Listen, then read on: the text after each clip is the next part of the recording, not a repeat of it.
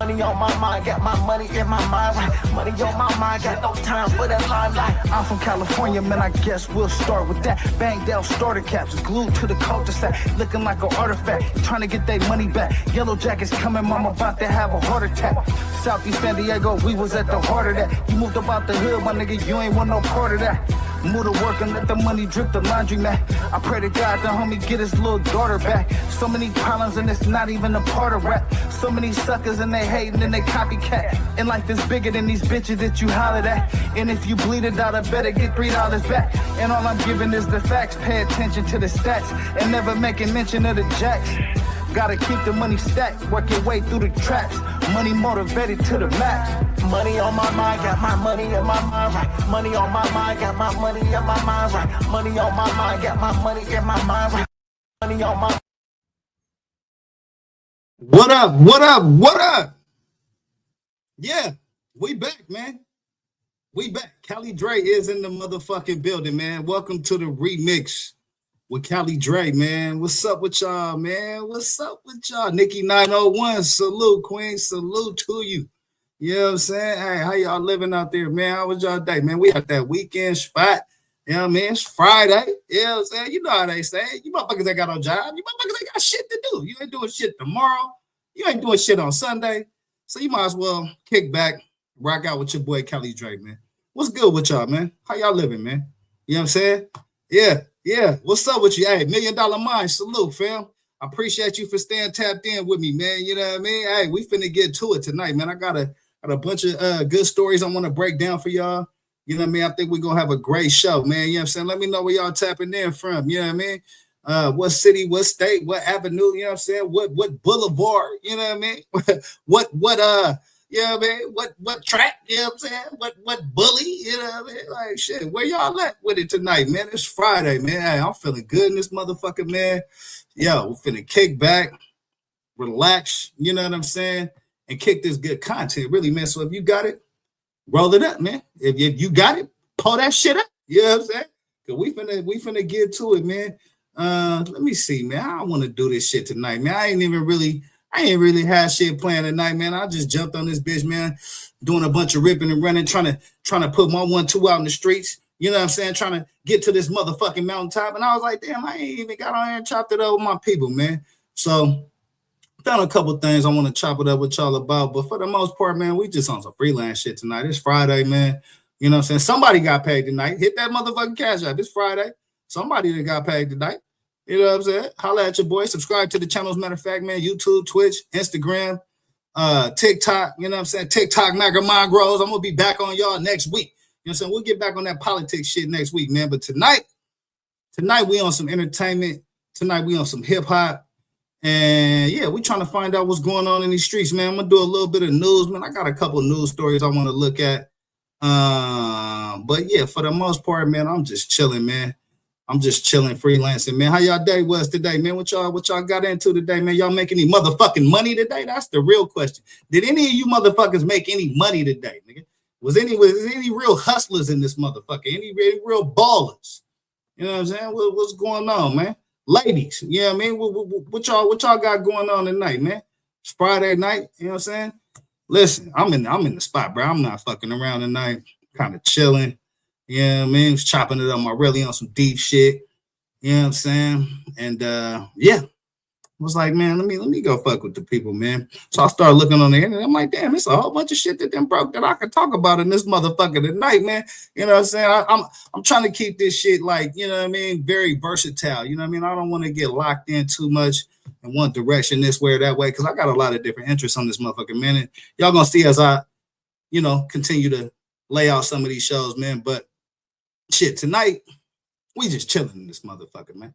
We just chilling in this motherfucker tonight, man. Hey, Bay Area. Yes, sir. There we go. There we go. We got the Bay in the building, man. Salute to the Bay, man. Yay, area. You know what I'm talking about? Yeah. Salute to y'all, man. Nikki 901. 901 is in the building for sure, man. Memphis 10. Tennessee.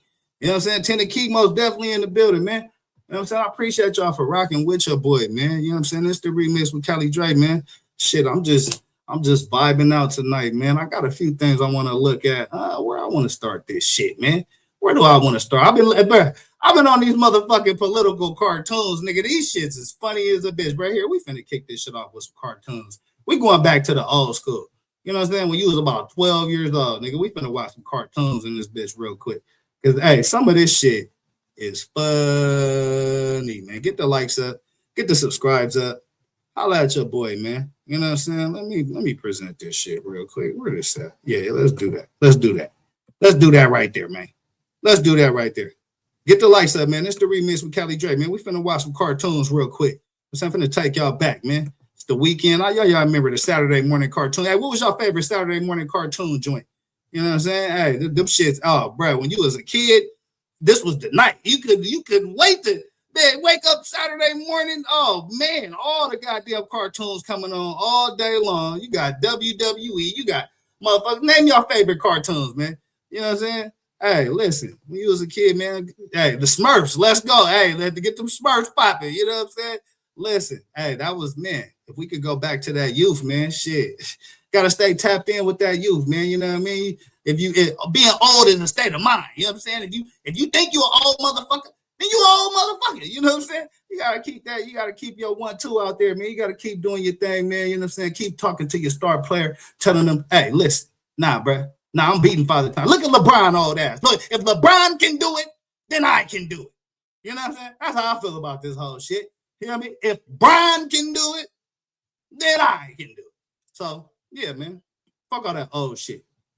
You know what I mean? Take your old ass to the club. Shake your old ass. And hey, somebody gonna be looking. Trust me. Somebody gonna be looking at that shit. But look, I want to get to some of these cartoons, man. Let me check some of this shit out, man. This is the remix with Cali Dre. Appreciate y'all for tapping in with your boy. I've been on this shit all country where an alcoholic from Fox News runs our... Man, listen to this shit, bro. Listen to some of this shit. Y'all let me know what Today you woke up in a country where an alcoholic from Fox News runs our military, a former heroin addict is in charge of our health, and they both report to a convicted felon. Welcome to dumb fuckistan. Today you woke up in a country where... Real shit, though. That's how I be feeling in this bitch, though, bro. A culture where demanding basic human decency gets you labeled radical. Feed people. Look. How the fuck have we normalized a culture where demanding basic human decency gets you labeled radical? Feed people, house people, protect women's bodily autonomy, ensure everyone has access to healthcare. Jesus fucking Christ! How the fuck? Yeah. Hey, this bro, it's some realism in some of these cartoons, man. I've been watching this shit. The only thing he's ever been... Watch this shit. Trump has been a failure his entire fucking life. The only thing he's ever been good at is convincing exceptionally stupid people that he's successful. The end, motherfucker. The end. That's the real about this whole shit, man. What is this shit right here? This shit is ignorant, bro. This shit is... I've been watching this shit all fucking Supreme day, Court ruling, the President of the United States illegally taxed our groceries, clothes, and other basic goods for nearly a year. So where's our refund? I want my money back. According to the recent... Facts. I want my... Where's my fucking Doge check, bruh? Where the fuck is my Doge check at, bruh? This is the shit I'm talking about, bruh. How the cartoons know we on some bullshit, and we don't know we on some bullshit. All right? Come on, bruh. Come on, bro. I've been sitting here watching this shit all day, bro. What is this shit right here? Hold on. Where's the other one I was looking at? Hold on. What is this shit? Motherfucker! Excuse me. Hey! It's not wrong to call the president a motherfucker. Excuse me, that's completely... But it is wrong to call this motherfucker a president. You... Hey, facts. All facts, my nigga. All facts. What is this shit? Clanchella. Oh, I mean the Turning Point USA All-America half... Yeah, this shit right here. This is about the So, did anyone watch Clanchella? Oh, I mean the Turning Point USA All-America halftime show? Wait, is that what it's called now? Might as well be. This shit is ignorant, bro. This is how I be passing my time. Listen, when these MAGA fucks be pissing me off, bro, I just revert back to these political cartoons and say, you know what? These motherfuckers got it right. Why the real life fucks can't get it right? And the That's fucking stupid. stupid. This shit I don't understand. Folks, the Republican Party is made up of two kinds of people. The rich and the fucking stupid. If you're not sure which one you are, check your bank account. That should clear things up real quick. Yeah, pretty much. Check your bank account. And then you'll figure out like which one of those categories that you fall in, bro. What the fuck else did I want to fuck with? This shit is ignorant, bro. I've been watching these shits all day, bro. What else did I want to cover on this motherfucker, man? Get the likes up, man. This is the remix with Cali Dre. Appreciate y'all for tapping in with your boy. Is there anything else on here I want to look at, man? Where's that one joint at? Look, everything up. Everything up. Trump's economy, Americans pay more in ground coffee, ground beef, eggs, candy, potato chips. Basically, every fucking thing that you need to survive. You know what I'm saying? I thought that was pretty fucking interesting. What else is on here, man? I told you I ain't got shit planned, man. I'm just on here on a random night. I'm just whatever the fuck I land on, that's what the show is about to be about. You know, wherever the fuck I land, that's where this shit's about to be about. The Trump regime is still withholding 99% of the Biden era grants to farmers. So if you a farmer, if you know any farmers, they fucked up right now. They ain't getting no bread. shit looking real tough out here for everybody though. You know what I'm saying? For everybody, bro. I'm not hearing a whole lot of people saying that they doing great in this fucked up economy. Man, get this shit off my screen, man. I'm done with this shit. Listen, I'm finna get to it, man. Yeah, let's get into some news real quick, man. Make sure y'all subscribe to the channels too, man. YouTube, Twitch, Instagram, TikTok, all that shit, man. Here, man, we finna get to some real stories tonight. Because I got some real stories that I really want to share before I get into the main event. You know what I'm saying? So yeah, let's do this, man. Let's do this. Because there's a couple stories that I really been wanting to cover, man. But like I said, I'll be having so much shit I'll be wanting to go through. But it just be hectic, man. So we're gonna start with a couple of things that I'm Hold on, lady. This is the remix with Kylie Drake, man. You don't fucking start until I say start. You got me fucked up around here. I will pull the plug, motherfucker. All right, look. This is one of the stories that I wanted to cover, you know what I'm saying, that I thought was wild as shit. So this says a terrifying end to a neighborhood dispute. That's why you got to be careful, man, about who your neighbors is. When I told y'all, bro, y'all got some new neighbors, man, go bake them a fruit cake, some fruit pie, a motherfucking apple pie, a cake, some shit, just so you could go knock at the door and look around and see what the fuck is going on, bro. Because you might have some crazy ass neighbors just like these motherfuckers, man. Get the likes up, subscribe to the channel, man. This is the remix with Kylie Drake. I appreciate y'all for tapping in with your boy, man. Let's check this out, man. Terrifying end to a neighborhood dispute. A local dispute has taken a terrifying turn in Point Cook after a man hacked his neighbour's front door with a chainsaw. The violence didn't end there, with other residents coming under attack before police could intervene. As neighbourhood disputes go, this is about as terrifying as they get. The 43-year-old came in hot yesterday morning. At first, it was just with words.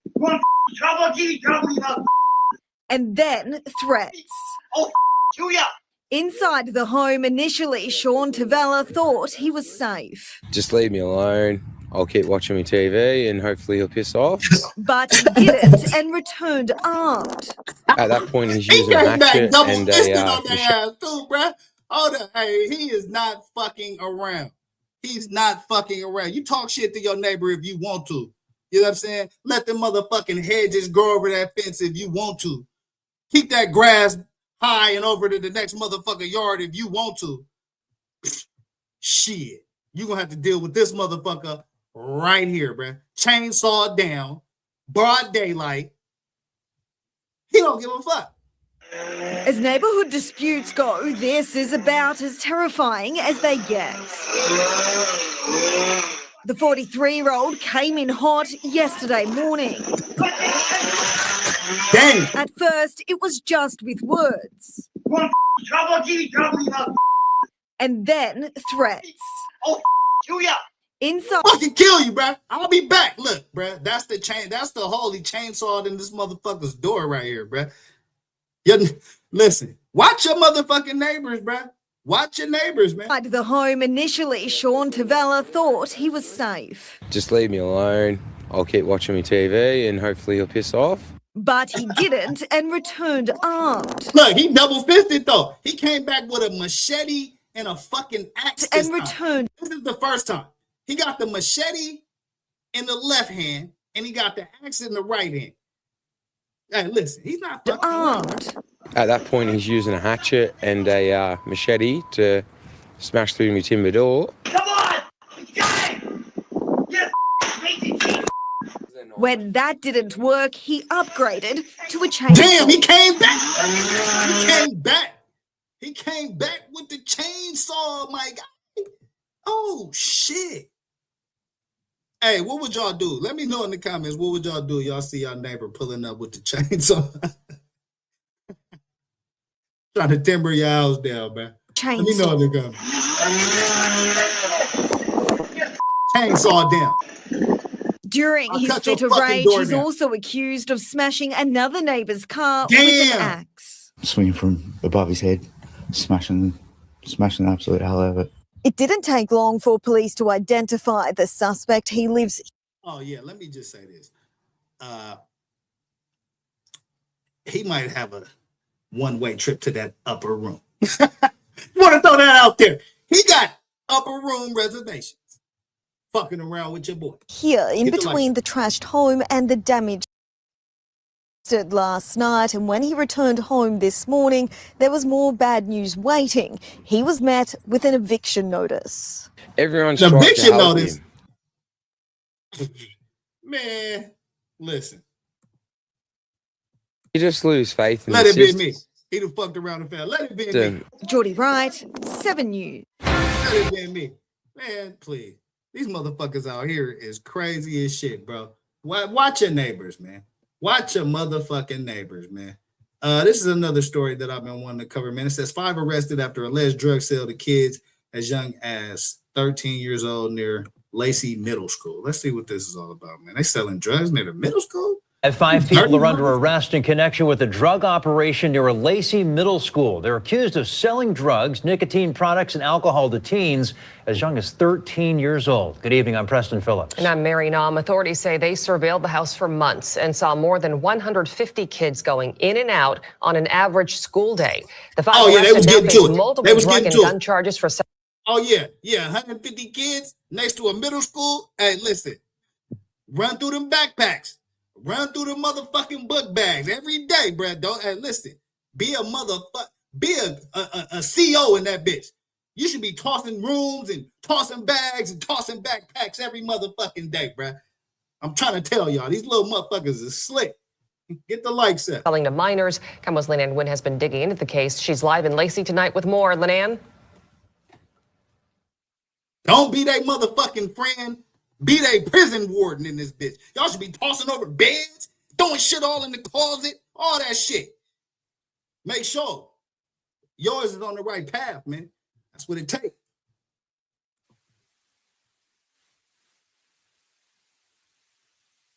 They finally busted them. We knew it was drugs. But it's like now they're finally getting busted for...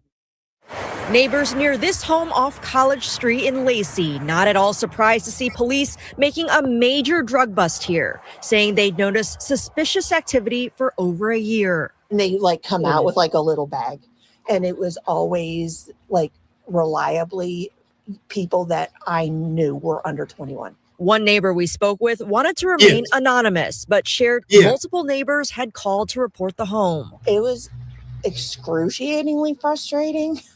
They were like, well, we need more evidence. And I'm like, I understand. But if you just hang out for... Hey, listen. That's how shit be. They not getting off their ass for no bullshit claims. You got to come with the receipts. You got to come with the goods. But man, hey, this is a wild story right here. 5 arrested after alleged drug sales to kids as young as 13 years old. An hour. Man, we got to do better. You would see. Court documents and jail records reveal Cedrita Green, known as Mama Green, and 4 others were arrested after police surveilled the home for months, with police Somebody mama is involved and wrapped up and implicated in this shit. You need to be shamed.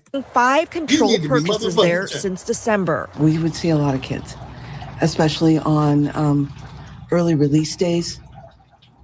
Oh yeah, they was getting to it, man. Let me see what else they got on product this. at a hefty discount. And then she marked the marijuana up by 20 to 30%. Oh yeah. On Wednesday, the Oh, yeah. Thurston County Narcotics Task Force executed a search warrant on the home, seizing guns, ammunition, marijuana, cocaine, mushrooms, and more than $25,000 in cash. Listen, this is the seizure made next to a middle school. Man, watch your motherfucking neighbors, man. I think that might be the theme of the show tonight. Watch your motherfucking neighbors, man. You know what I'm saying? Toss your kids' backpacks, toss your kids' rooms up, and watch your motherfucking neighbors. Gosh, a lot of officers. God damn. Here, this shit is crazy, bro. I don't even want to watch this shit no more, man. Like, damn, they was getting to it, bro. Look at all this shit, bro. Look at all this shit. Like, bruh, that's a real operation right there, man.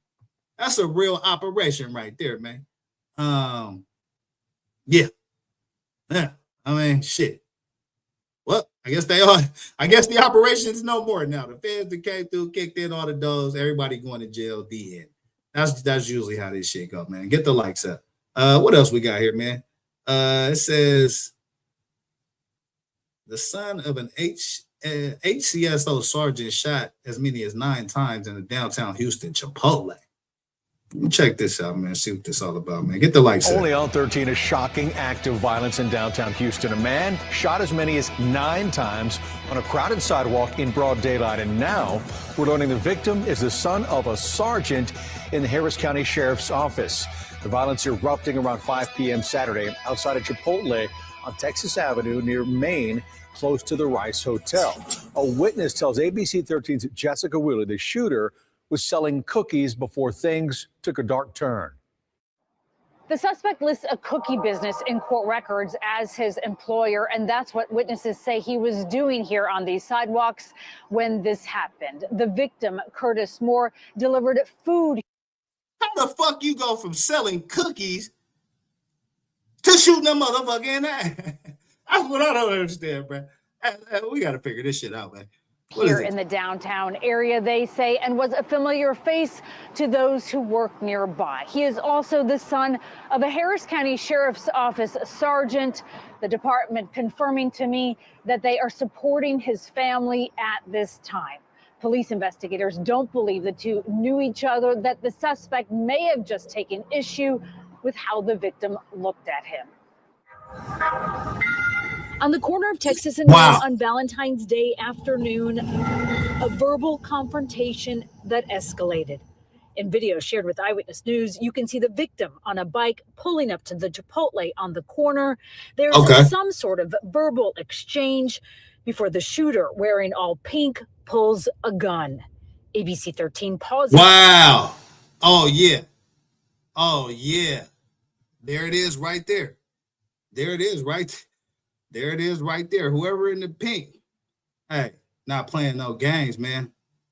Up the blick and let off a bunch of shots.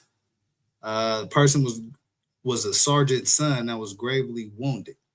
So, yeah, let's check in to see what else we could get out of this. The video before the gunfire. Individual shot in the stomach. Houston police quickly responded, arresting the suspect. 1710 noted suspect in custody. Identified in court records as 21-year-old Nicholas Youngblood. Records state he shot at the victim 9 times. Youngblood has a mugshot on file from when he was a juvenile. Has been charged with aggravated assault with a deadly weapon, a charge that could be upgraded if the victim dies from his injuries. Prosecutors don't want him released from jail on bond, a decision that won't be made until he goes to court on Tuesday. Yeah, it might be over for that brother right there, man. Sergeant's son shot. Looks like it could be upgraded to a murder if the person dies. It was shot in the stomach. So yeah, man, definitely a sad story. I'll have to check that out. Be on the lookout for what's going on in that situation, man. It's been a bunch of wild ass shit going on, man. Off-duty deputy shoots or kills an armed teenage shoplifter in Florida. This is another Florida. Y'all been on the map all motherfucking week, bro. That breaking news is in Osceola County. The sheriff's office now says an off-duty deputy shot and killed a 16-year-old inside a Walmart last night. Investigators say the teen was suspected of shoplifting and armed with a gun when that deputy, who was working security at the store, opened fire. We broke this story last night as deputies moved in and shoppers moved out of the Walmart on Cypress Parkway in Poinciana. New video from inside shows the moments after the shooting. West 2 investigative reporter Justin Shecker is there live with the late-breaking details. Justin. The Osceola County Sheriff's Office says deputies have notified the boy's mother about his death. He lived here in Poinciana, and we're told his 16th birthday was at the end of December. Damn.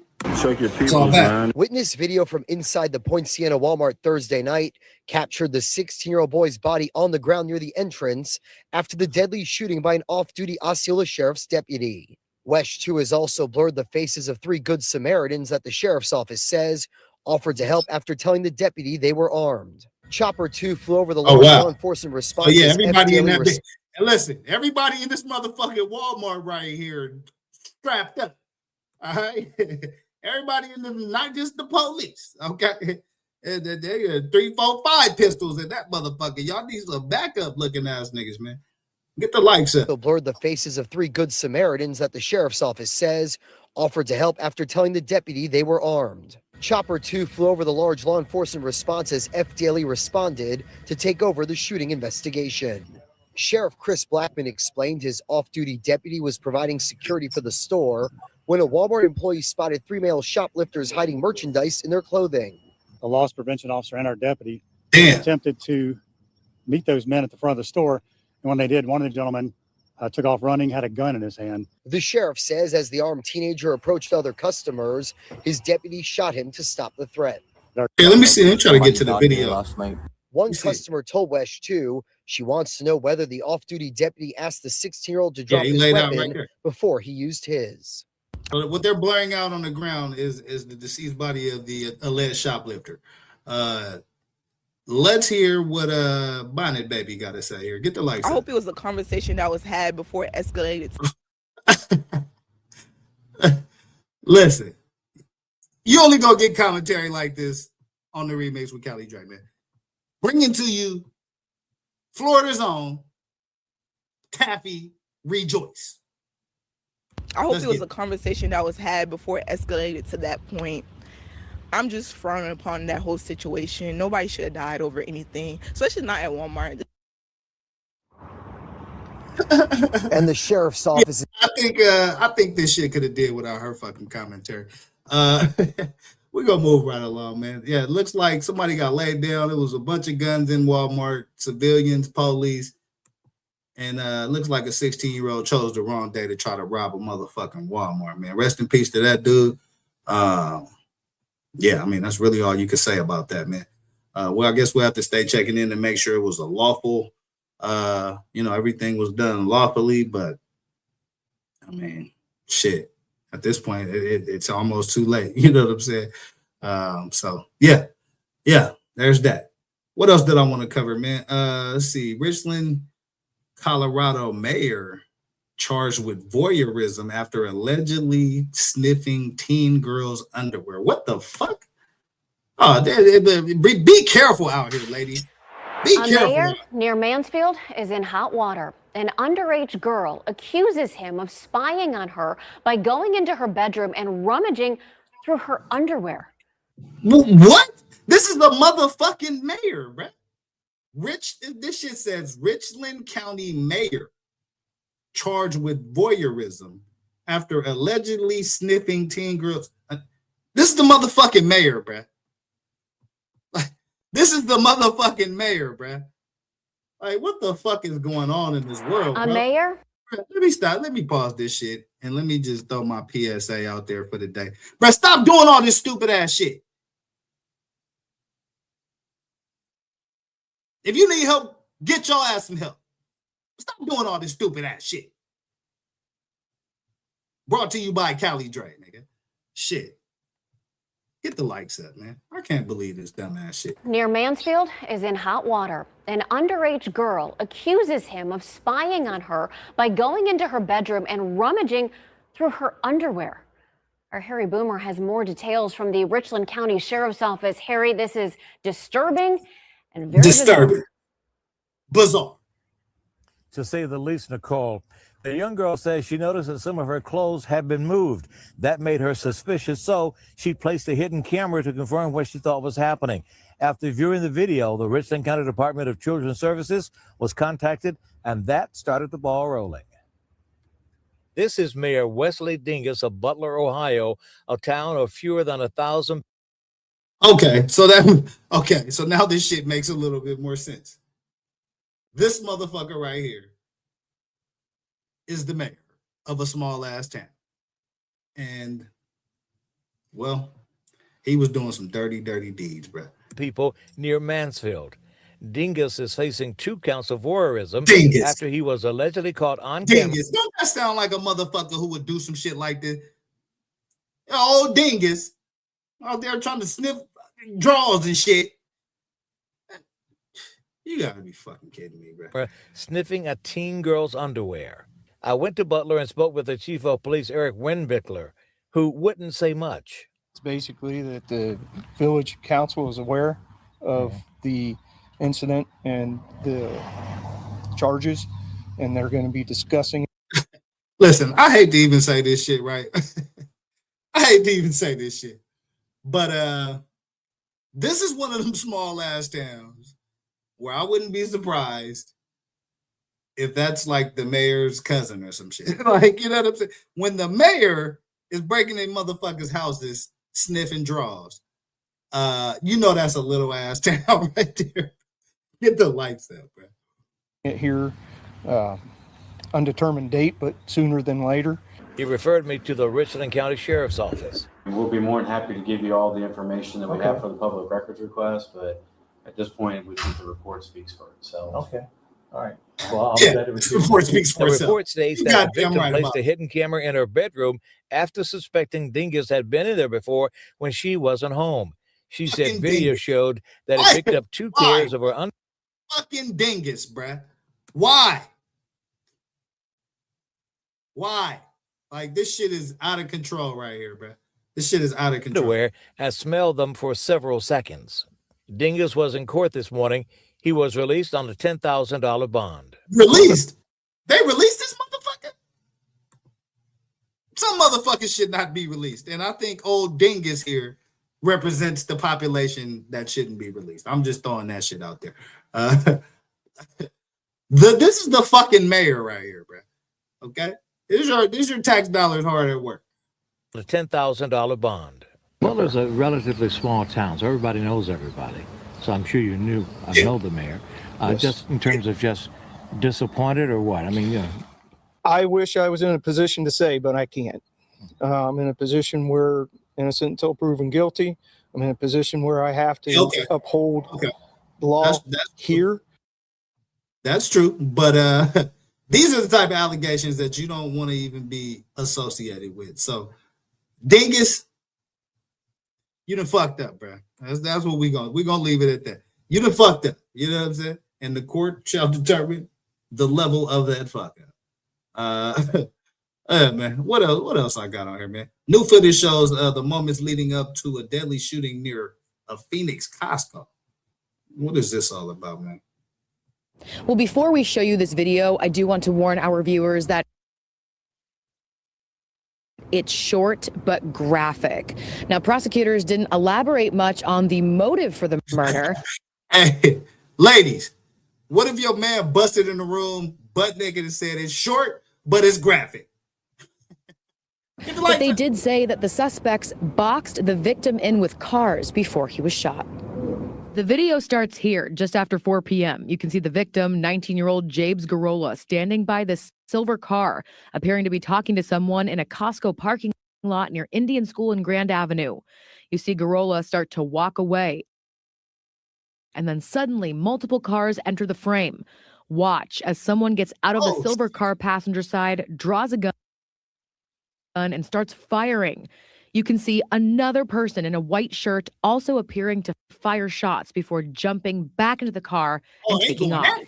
Oh, that's close. Whoa, that was close range right there too, bro. Firing. So they firing at each other in a Costco parking lot. It looked like one car is there. I don't know if they waiting on somebody or what's going on. But it says prosecutors say it started as a planned kidnapping that turned deadly.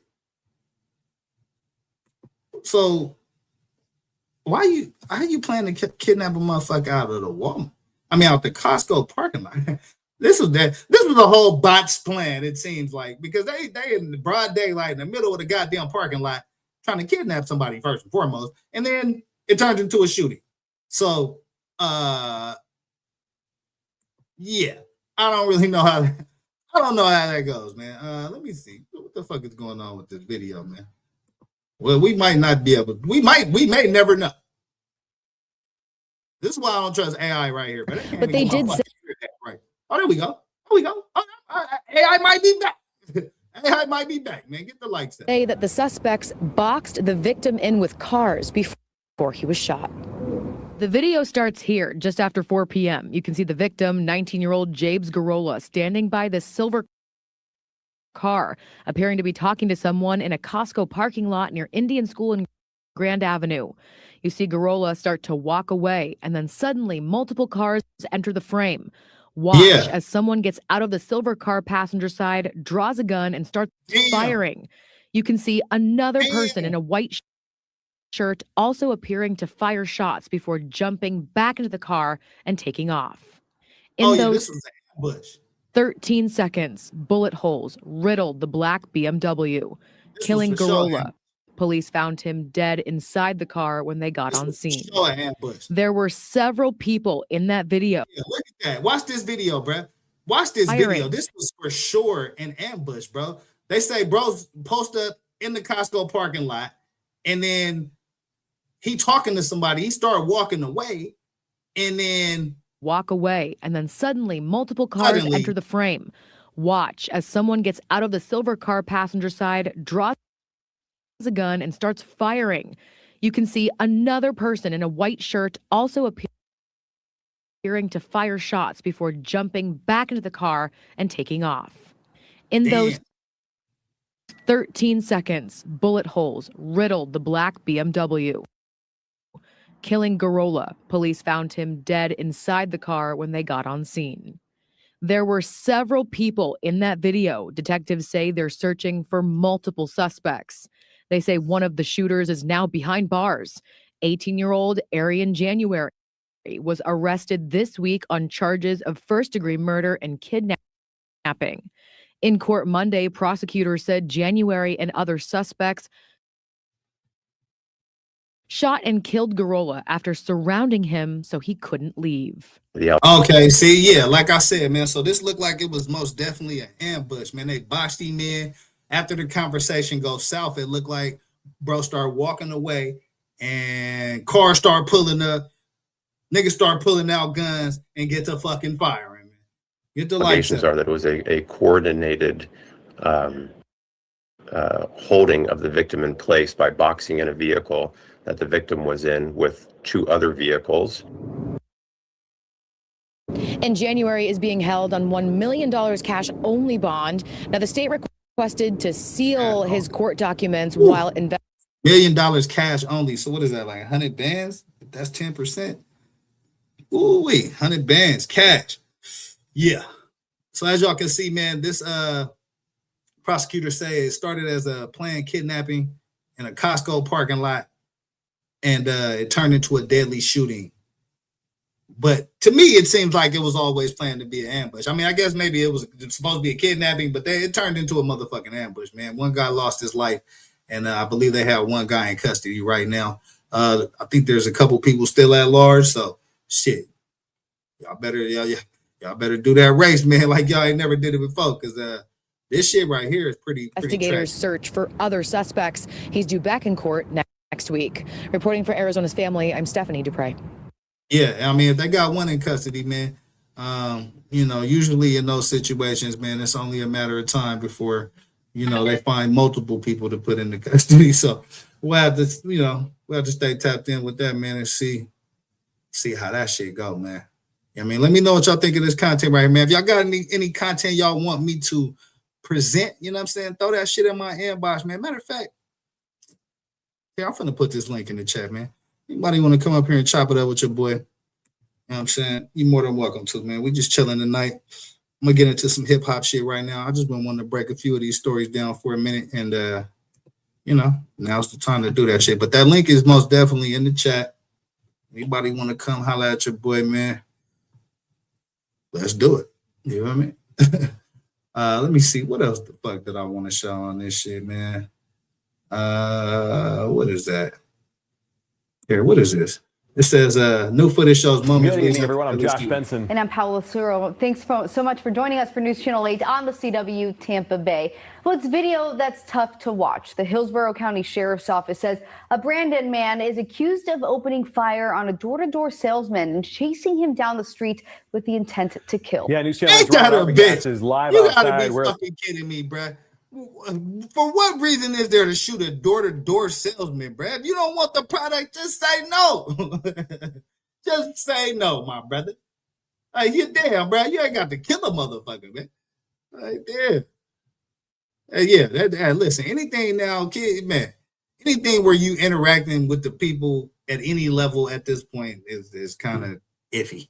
Like, that's with the whole AI shit and motherfuckers just acting a goddamn fool. I think shit, we're gonna be back on the COVID isolation shit in a minute, just because motherfuckers don't know how to act out this bitch, man. Get the lights up. That shooting happened, with more on the body cam footage and why the gunman says he did it. Ryan. Josh Pella, we've talked to a lot of people coming in and out of this Brandon gated community all day today, and they told us three things that were relatively the same. First and foremost, they were scared for their lives on Wednesday night when those shots rang out. Second of all, they were simply concerned over the man's well-being and tell him that they think he has mental illness. But more than anything else in any capacity, they say that they don't understand why three door-to-door salesmen were coming through this gate when it's extremely clear, based on the sign right out front, you cannot solicit. Oh, okay. So, I mean, there is a fat ass sign out there that says, we don't want you on our motherfucking property. We ain't buying none of that shit. So, I mean, is the salesman in the wrong, or is the property owner in the wrong in this situation, man? Y'all let me know in the comments. Gunshot after gunshot until the chamber was empty. Heard from a doorbell camera at the Providence Townhomes community of Brandon. Wednesday night around 8 p.m. Three of those bullets striking this man, a door-to-door salesman for AT&T. Shooter's gray tank top. And he's still damn. 10-0. He was over here. Where is he? He was halfway down this block. All right, go get eyes on him. The Hillsborough County Sheriff's Office telling us the trigger-happy gunman is 38-year-old Reginald McGee. According to new court documents, McGee was with one of the girls working alongside the victim, selling tech in this area that was soon to be flooded with cops. Listen, just listen to my commands, all right? Listen to my commands, all right? Both hands behind your lower back. McGee allegedly first claimed self-defense, then later admitting to chasing the victim while emptying his clip and screaming, "Where are you? I'm going to kill you." He was caught at a home nearby, cooperating, but still armed. Both hands behind your lower back. Yes, sir. Right now. Yes, sir. All right, call. Yes, sir. What is your they caught this motherfucker and he still had a weapon on him? Now, I mean, it doesn't get much dumber than that. They caught this motherfucker around the corner. It looked like 3 or 4 houses down the street. 3 or 4 apartment complexes down the motherfucking street. And say he was cooperating but armed. That's a term I've never heard before, I guess. I mean, usually when you're armed, they just start shooting. Fuck the cooperation, but maybe that's just California. But yeah, so this guy ends up shooting the AT&T door-to-door salesman for no apparent reason at all. And as y'all can see, they hemmed his ass up pretty quick, man. So let's figure out what the resolve of all this is. I mean, his ass going to jail for sure. Let's find out if the AT&T guy made it. Josh Pella, there is good news in this horrifying situation. The Hillsborough County Sheriff's Office tells us that the man that was shot, he was hit 3 times in his lower body, his leg, his calf, and his foot. He's expected to be okay, and his 2 female coworkers that were with him are uninjured. They're going to be all right as well. Oh, wow. Damn, he had 2 female coworkers with him? Oh, yeah. Listen. Let me tell y'all some real shit. I pull up to work at AT&T in this motherfucker today. And I got 2 girls with me, and we going door to door, and one of their ass get shot. That'll be my last motherfucking day pulling up at AT&T. I'm gonna that'll be my last fucking day working for AT&T. Real shit, because hey, listen, ain't no check worth that shit. I don't even like no door-to-door shit. That's why I do this internet shit. I can talk to you motherfuckers, but I don't gotta be around you motherfuckers like that. You know what I'm saying? I can't trust all you motherfuckers. Some of y'all really want me out of here, bruh. You know what I'm saying? Hey, listen. It's a long-ass line, bruh. Get in that motherfucker. You feel what I'm saying? That's all I could tell you, bruh. But, yeah. So, I think we know the outcome of this shit. Luckily, the AT&T guy lives. But either I'm suing the shit out of AT&T, or actually there's no or. I'm suing the shit out of AT&T for sure for sending me in a dangerous ass motherfucking whatever kind of route this was. Did the last guy get shot that did that? Who was the last motherfucker that had this job, and what happened to him? Like, that's when you got to start asking them kind of questions, bro, because yeah, shit out of control, man. Shit out of control.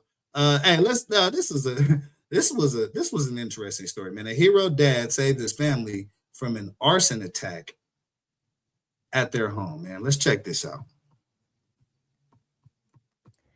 A brave Tarnish father has saved his entire family after their home came under attack from an arsonist.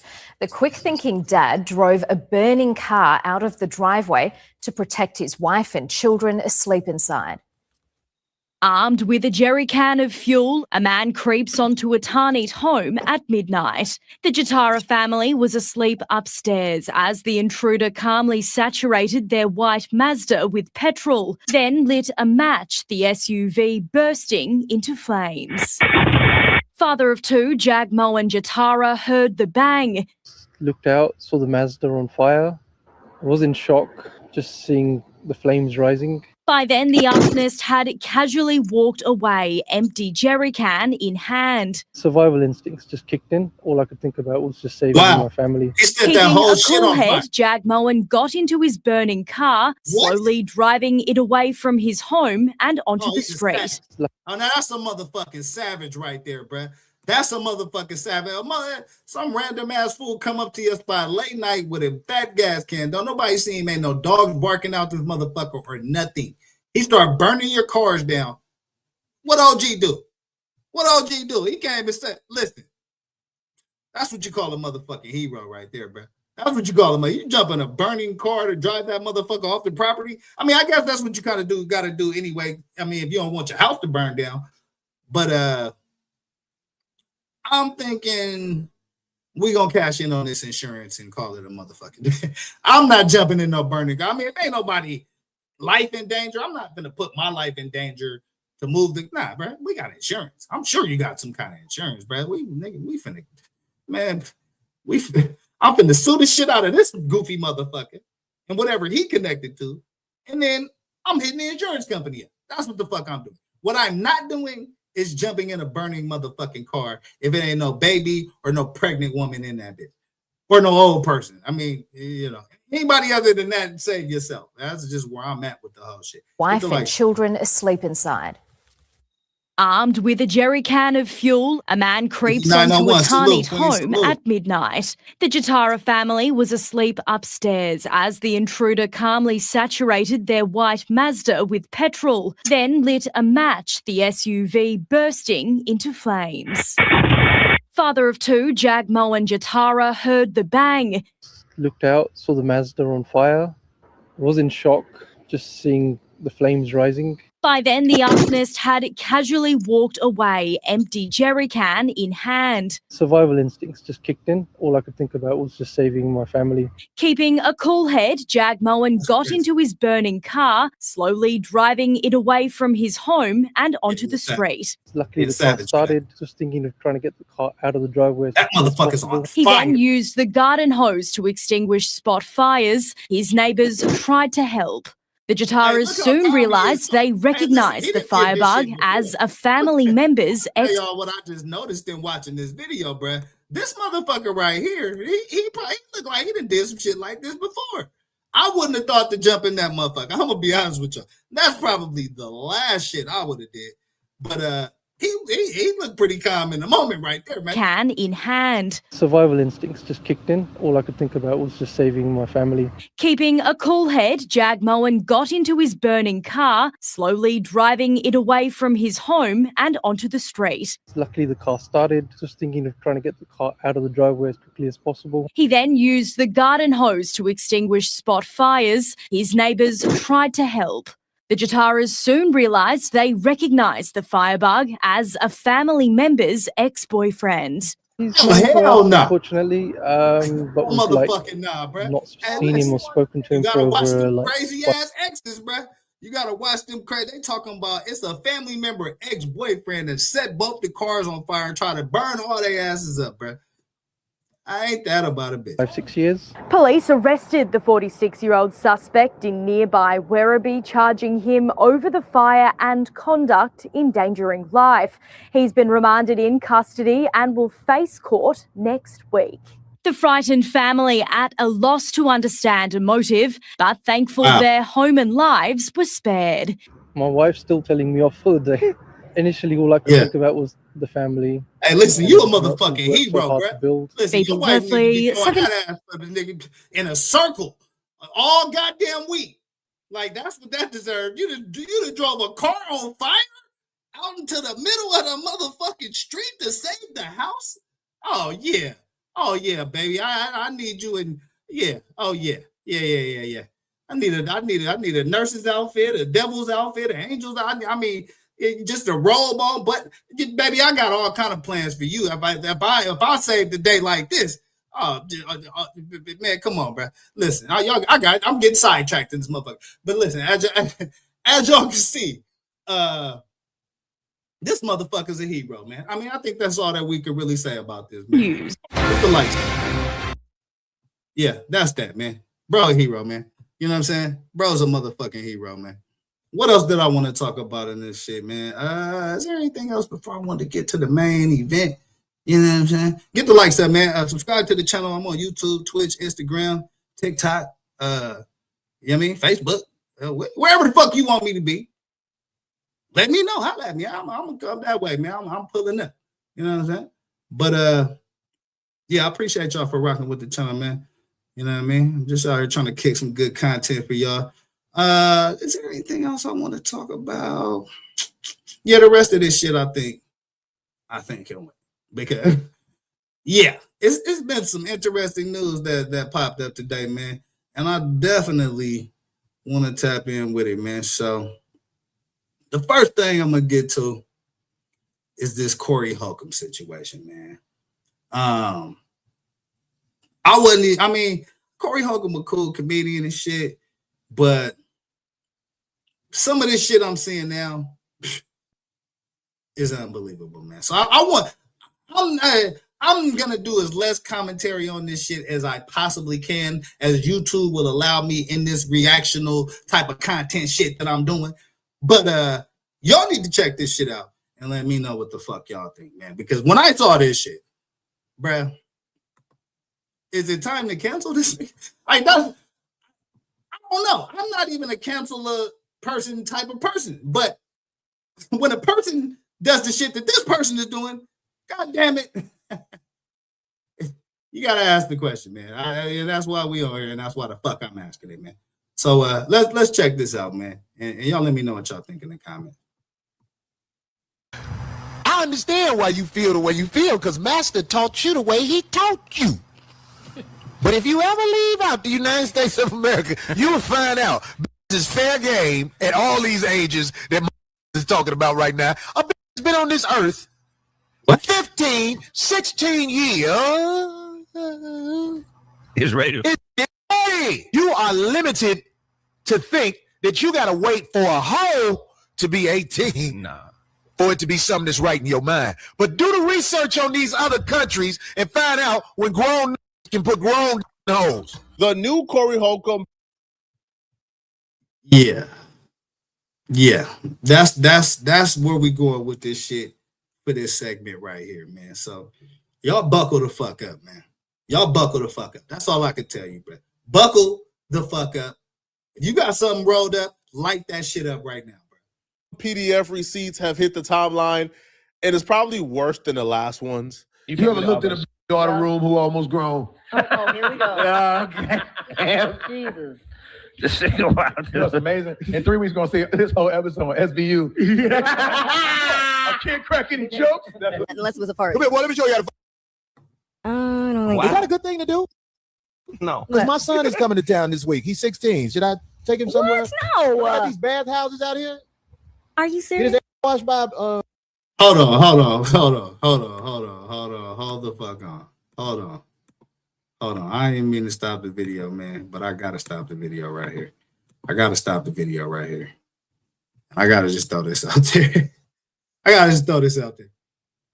God damn it. She back.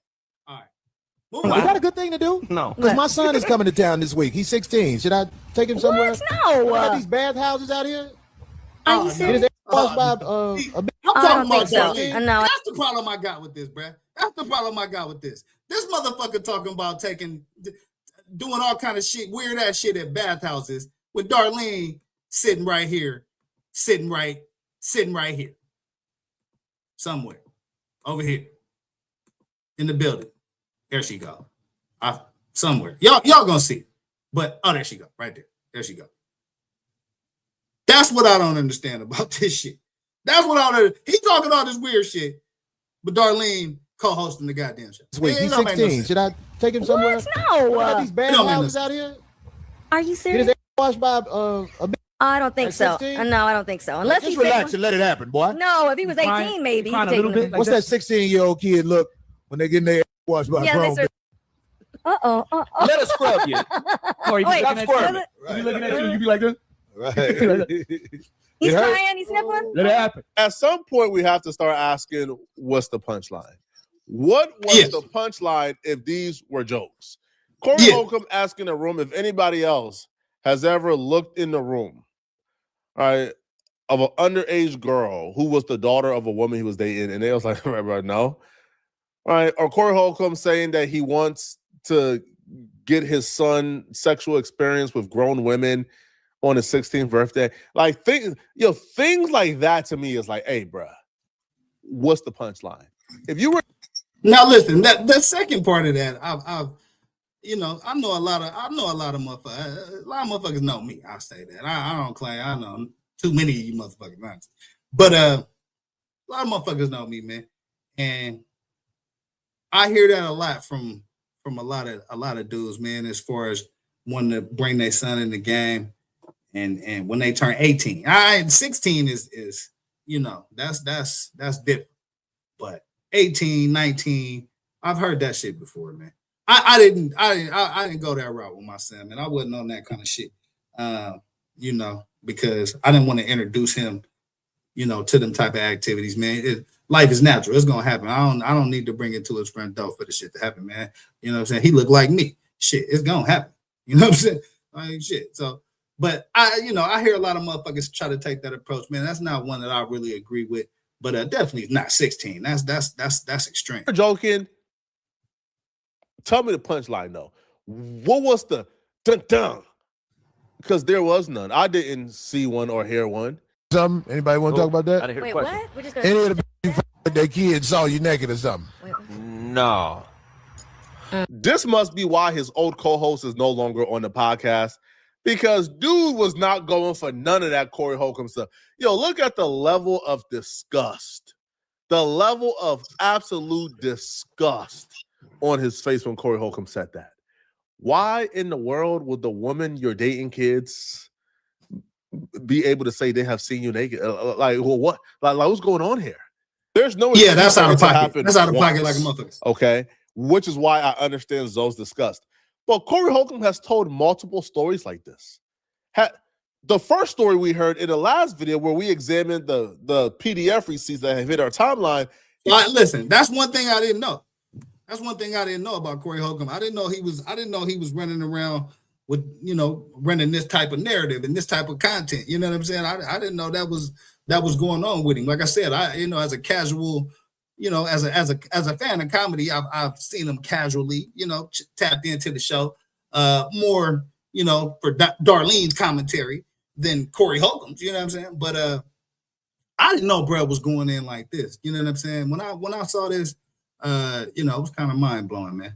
The likes we talked about how like the 15-year-old, right? Like the daughter was 15, and she came in the room and she hopped under the covers and he was butt naked with nothing on. Now he's about to tell a story where this time around the story involves a 9-year-old. No, never. It was an accident, but it happened. Yeah, almost. One day the kids. Wait. Hold on, bro. I had to hit the draw. I had to inhale and exhale the draw. And as I'm inhaling and exhaling the draw, did I hear him say a fucking 9-year-old? I know I didn't hear that shit. Where this time around the story involves a 9-year-old. No. It was an accident, but it happened. Yeah. If there's any story that he has involved explicitly with a 9-year-old, this motherfucker's a sick bastard. And that's just what it is. That's just my opinion. You call it whatever the fuck you want, bro. But if there's any kind of weird ass story that's about to come out with a 9-year-old out of this man's mouth, you're a fucking scumbag. And that's just what it is. And it is what it is. One day the kids walked in the room and me and the mama was under the cover naked. And then one of the little girls got under the cover and was like, oh, I was like, yeah. Whoa. Why is he proud of that though? See, that's the thing. Like I'm whatever going on anybody home is whatever going on in anybody home. I'm not one of the motherfuckers that's peeking in your blinds in your window. But you telling this motherfucking story. So I got a right to respond. And I don't like how proud he appeared to be in telling this story, man. That's what I have a problem with, man. Along with the story itself, of course, but as he's retelling it and reliving it in his mind, like look at his face. You see what I'm saying? That's the shit I don't like. Get the likes. I'm in here too. How old was the little girl? Probably about 9. Oh, she wasn't that young. She saw why her mama ain't charging me no rent. She was like 3 or something. She's like, mommy. Hold on, bro. This is the second time Cory Holcob have accidentally been viewed naked by a woman he's dating child. Yeah, bro. I didn't know bro was on this type of activities, man. I didn't know he was on this type of behaviors at all. Like I said, I love comedy. I'm a huge fan of comedy. And I've paid, minimal amount of attention to Cory Holcob. He's probably been in some shit I done watched and maybe occasionally, checked out the show, but more for Darlene. Like I said, it's not about, what he doing. You know what I'm saying? He a comedian, he doing his thing. But yeah, I didn't know he was on these type of activities like this, man. This is nasty work right here. This is nasty work. Now, I would assume he's talking about 2 different women because it was 2 different girls, right? 2 different ages. How many times does this have to happen before we say, maybe this ain't an accident, man? Maybe you are intentionally putting yourself in this situation. Because this don't sound right, bro. Like that happened to me for real. One day I was living with this lady and her daughters crawled in the bed and I ain't have on shit. Yeah. I was up under the cover. Wow. And I was like, oh shit. And one of her daughters was like, rest in peace. Hold on. Now, see, hold on. Now, this seems like an older video. Is he telling the same story over and over again? Or is this 2 different stories?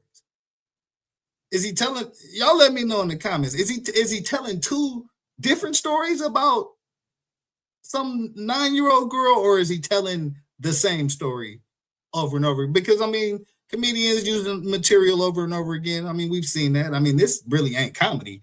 First and foremost, money. This ain't comedy. Didn't they get what's the other Ari Spears? Didn't they get Ari Spears for some like weird sketch underage type of comedy shit he was doing with I forget the girl's name, man. Y'all put the girl's name in the comments where they was doing the weird you know what I'm saying? It was just weird skits. We just gonna put it there, man. I don't even want to dive too deep into that shit, but yeah, I mean, it seems like he's telling the same story over and over again. But it's a pretty disturbing story, to be honest with you. My daughter was she was in high school. I think she was 15. Still not legal. You just can't tell your true thoughts. Her daughter was gonna be thick like her mama. I know that much. Yeah. I can't tell you one person that this situation has happened to, yet alone somebody that it has happened to multiple times. I want to say to that little 16-year-old girl who was arguing with me, you born to lose. You're gonna lose. I can tell how you are. I'll be there when you lose. Listen, man. Fuck what he talking about. Fuck what he talking about, bro. I'm just gonna pause the video for a minute, man. If you know, you know. But listen. This shit out of pocket, man. I didn't know Cory Holcob was getting down like this, man. I really didn't. I really didn't know that bro was on these type of antics and activities, man. This ain't a good look. Like, you know what I'm saying? This he appeared to be winning the battle, the last battle we seen him in, where he going back and forth with the dude. He looked like he was, you know what I'm saying? He was winning the internet war, but maybe that now we're seeing these type of allegations and these things. They're not even allegations. This shit he's saying out his own damn mouth. Can you even call that an allegation if a motherfucker tell on himself? So yeah, y'all let me know in the comments what y'all think about this, man. This is nasty work right here, though. Lose too. Can you imagine if this they're like, I'm gonna find your back page handle and I'm gonna get at you, goddammit. When you sodomize a little boy, but it make a different sound too. No, don't. What the when fuck? You sodomize a little. No, I'm not even gonna. You know, Cory Holcob went too far with that one. When you got Darlene saying, Cory, oh no, Cory, no, that's not good to say, Cory. Yeah, that was out of pocket, bro. That was y'all know what it was. Salute to my nigga Scope, man. Y'all know what it was, man. I ain't gonna even do it, bro. Y'all know what the fuck that was. Yeah, man. Ooh, wait, this is nasty work right here, bro. This is yo, it's such a treasure trove, but Cory Holcob and his minions, right, and his cult followers, alleged cult followers, obviously, right, because you know it's all alleged. Yeah, it's all alleged. But I'm gonna just say it. That shit was gay. I'm gonna be honest with you, man. There's no other way to put it, bro. That shit was gay, bro. You know what I'm saying? Shout out to the you know, Big Scope, man, for the meme, man. But that shit was gay. I mean, like, and there's no other way to put that shit, bro. And I didn't even know Cory Holcob was on these type of activities. But apparently he is, bro. I would defend this by saying, oh, Cory Holcob's just an edgy joker. You know what I mean? You know, he's an edgy comedian. All right. Let me tell you something. America, guess what? Guess what, America? All you dumb who ain't never left the hood. I understand why you feel the way you feel, because Master taught you the way he taught you. But if you ever leave out the United States of America, you will find out this is fair game at all these ages that is talking about right now. A bitch has been on this earth 15, 16 years. He's ready. Cory Holcob said with a straight face, the reason why we aren't attracted to kids is because Massa brainwashed us. And it's the passion and the conviction that he running these statements with. Like, for me, like that's what's really, you know what I'm saying, making it like he's standing on that shit. Like he's not.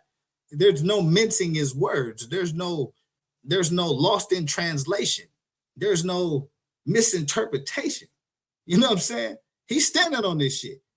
And so, yeah, y'all let me know in the comments if y'all think this is a good look for Cory Holcob, man, to be exposing, what's going on behind these closed doors like this, man.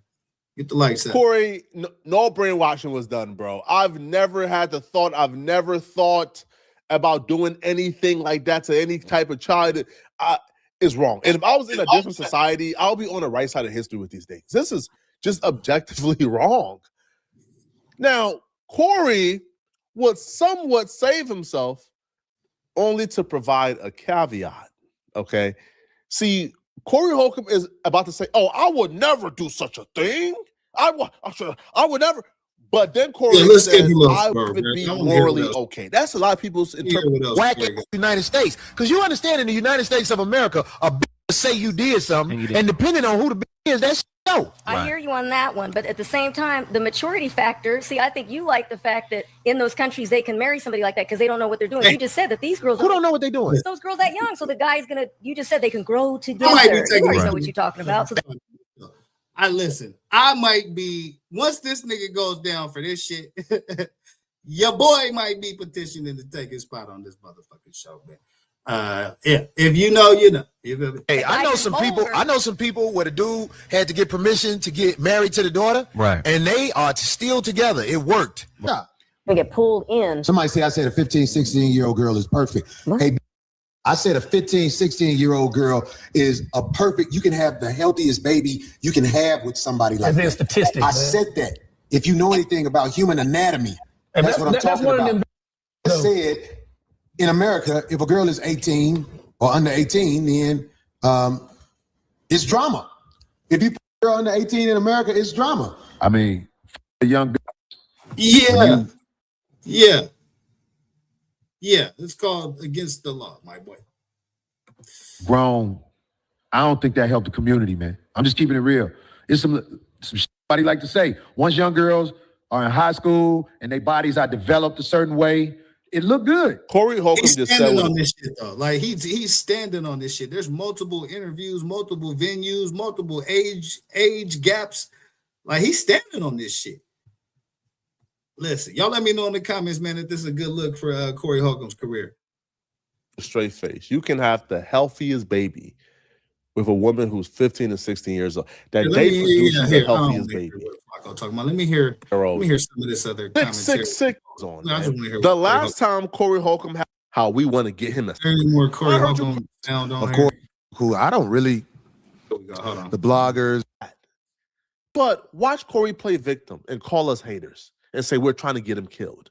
Okay, so this is Cory's narrative. They were never the problem. What it is, we have mass media trying to shut down the voice of Cory Holcob in the 5150 show. And of course, the bloggers who are envious of what we do are going to join in. Hell no. Hell nah, bruh. No, hell nah, bruh. We not, fuck that. Fuck that. Fuck that. Cory, my boy. Nah, bruh. This ain't the media. This ain't the media, my boy. This your black ass. Yeah. Yeah, this ain't got nothing to do with the media. Matter of fact, I ain't even seen this on the news. And I'm out here in California. I found this shit on the internet. So it ain't the media. This your black ass.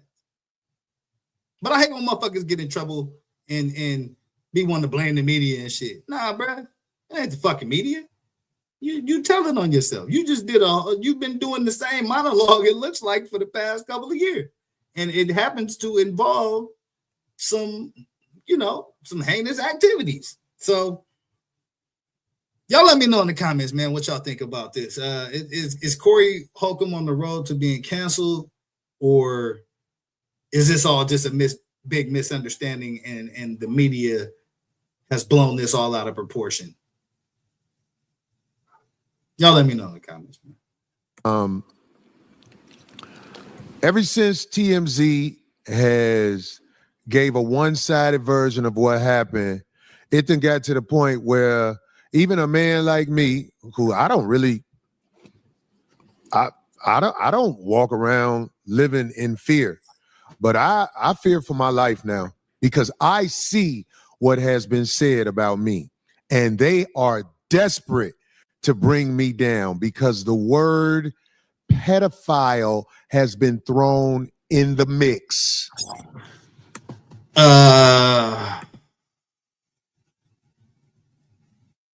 Yeah, I'm gonna leave that one alone, man. I'm gonna leave that alone. I think he actually summed it up just perfectly. So yeah. And let me tell you something. This is deep.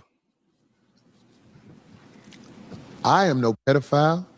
I have never been accused of being a pedophile. I have never had charges of being a pedophile.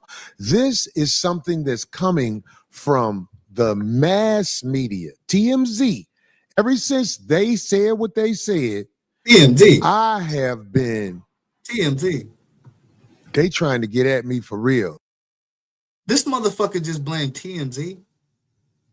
Did this motherfucker just blame TMZ? Bro, you gotta be shitting me, bro. Like, Big Skull in the building. Hey, salute, man. Hey, just say no to Skull, man. Salute to my man Channel, man. He doing big things over there, man. You know what I'm saying? Hey, listen, bro. Listen. This is my choice, man. I gotta get these numbers up, Skull. I gotta get these views up, man. I'm trying to get to the motherfucking mountaintop. You know what I'm saying? I'm trying to get to the promised land. Plymouth Rock didn't land on my black ass. Shit. I'm trying to, man, come on, man. I'm trying to get these motherfucking views up. But nah, this shit popped up, bro. And I seen this and I was like, yeah, I gotta take a look at this because, like I said, I'm a comedy lover, man. I love comedy. But I didn't know that Cory Holcob was engaging in these type of activities over this span of years, man. And so, yeah, when I seen this, man, I definitely had to run this. But I appreciate y'all for rocking with your boy, man. Shit. Yeah, what y'all think about this, man? This is wild. This is wild. I can't believe what's wild about it is, hey, he's standing on this shit. Like his conviction, he's proud of telling these stories about a 9-year-old girl seeing him naked and a 14. Like he's proud of this shit. And that's what I noticed first in this video. And that's what fucks with me.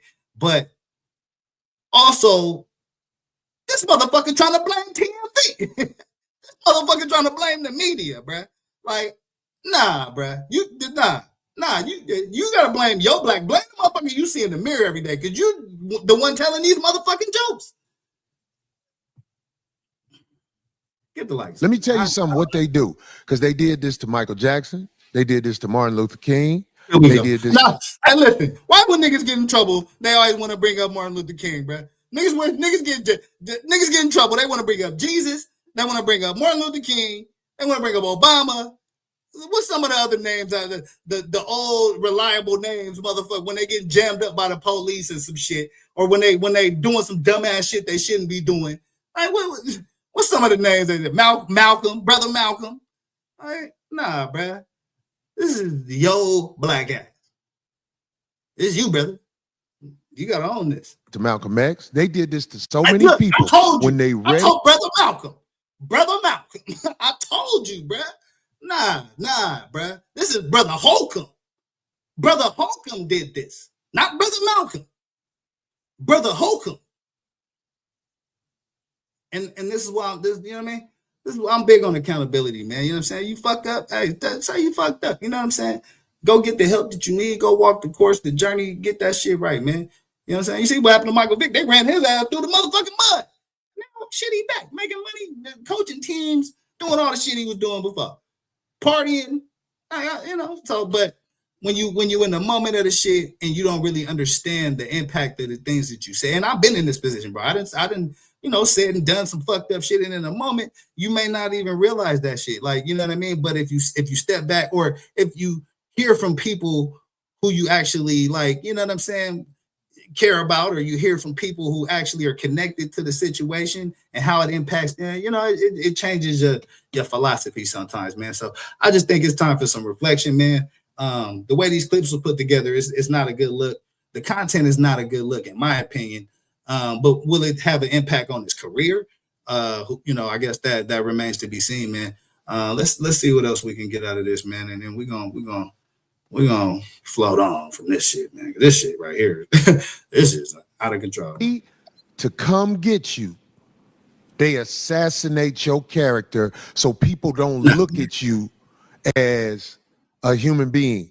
No, I'm not going for that shit, bro. There ain't no character assassination in this situation because I just heard your whole fucking monologue for the last. How long was this? How long was the video?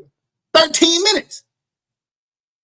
So again, man, I ain't with the spin, I ain't with the bullshit and politics and street politics and common sense and none of that shit, man. I just, you know what I mean? I'll call a spade a spade. If it's a fucking apple, I ain't gonna call it a fucking orange, bro. That's just where I'm at in life. You get the likes of it. They look at you as a villain. So they are using mass media now to come holler at your boy. This is and he keeps saying mass media. This story ain't even that fucking big, bro. I just needed some shit to cover on some hip hop shit because I'm feeling like some hip hop shit tonight, and this shit popped up, bro. This motherfucker act like ABC News or the local news or the mainstream news is covering this shit. Like, nah, bro. But they probably should be at this point. I mean, now that I think about it, because this is some wild shit, man. Y'all let me know what y'all think this is gonna do for Cory Holcob's career, man. We gonna move the fuck along because yeah. What else did I want to talk about, man? So look, do I want to get into that? What we looking like on time? I've been in this motherfucker for a minute here. I'm gonna try to cover the rest of this kind of quickly, man, because I do want to get to a couple of these updates, man. So DJ Quik'S son, man. DJ Quik'S son, as y'all don't know, DJ Quik'S son was actually convicted of unaliving a man in California in 2022. So let's check out some of the backstory on this story, because there was some news that came out today about his situation, and I want to take a look at that, man. This the remix with Cali Dre, man. Subscribe to the channels, man. I'm on YouTube, Twitch, Instagram, TikTok. You know what I'm saying? Tap in with me. I'm gonna tap in with you, man. You know what I mean? Here, let's look at a little bit of this. Let's check in with DJ Quik and his son and find out a little bit of the backstory of what happened, man.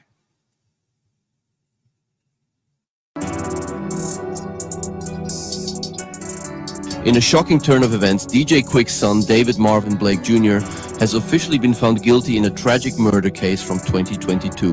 On Thursday, December 4th, a jury convicted Blake Jr. of second-degree murder and shooting from a vehicle, according to the Los Angeles County District Attorney's Office. The case dates back to May 25th, 2022, when a fight broke out in Downey, California. During the altercation, Julio Moises Cardoza Jr. was shot multiple times from a nearby car. He was rushed to the hospital, but sadly, he did not survive. Authorities say Blake Jr. was the shooter and drove away from the scene.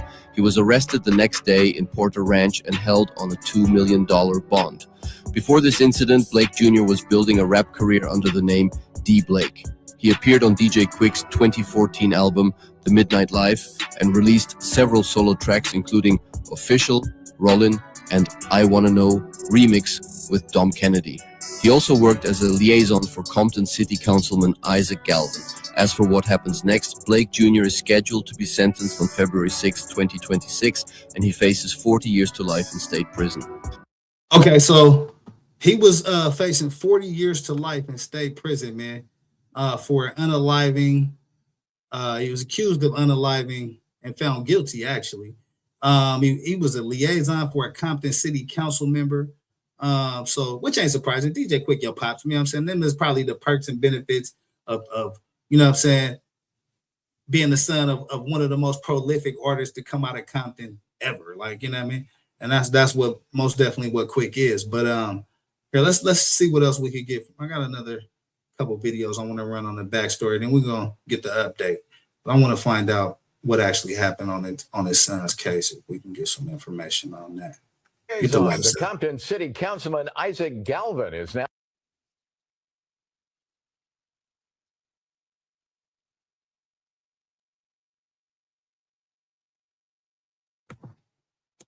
facing murder charges, and tonight we're learning more. They may not let us get any more updates in this shit, man. Get the likes up, bro. This is what I'm talking about, bro.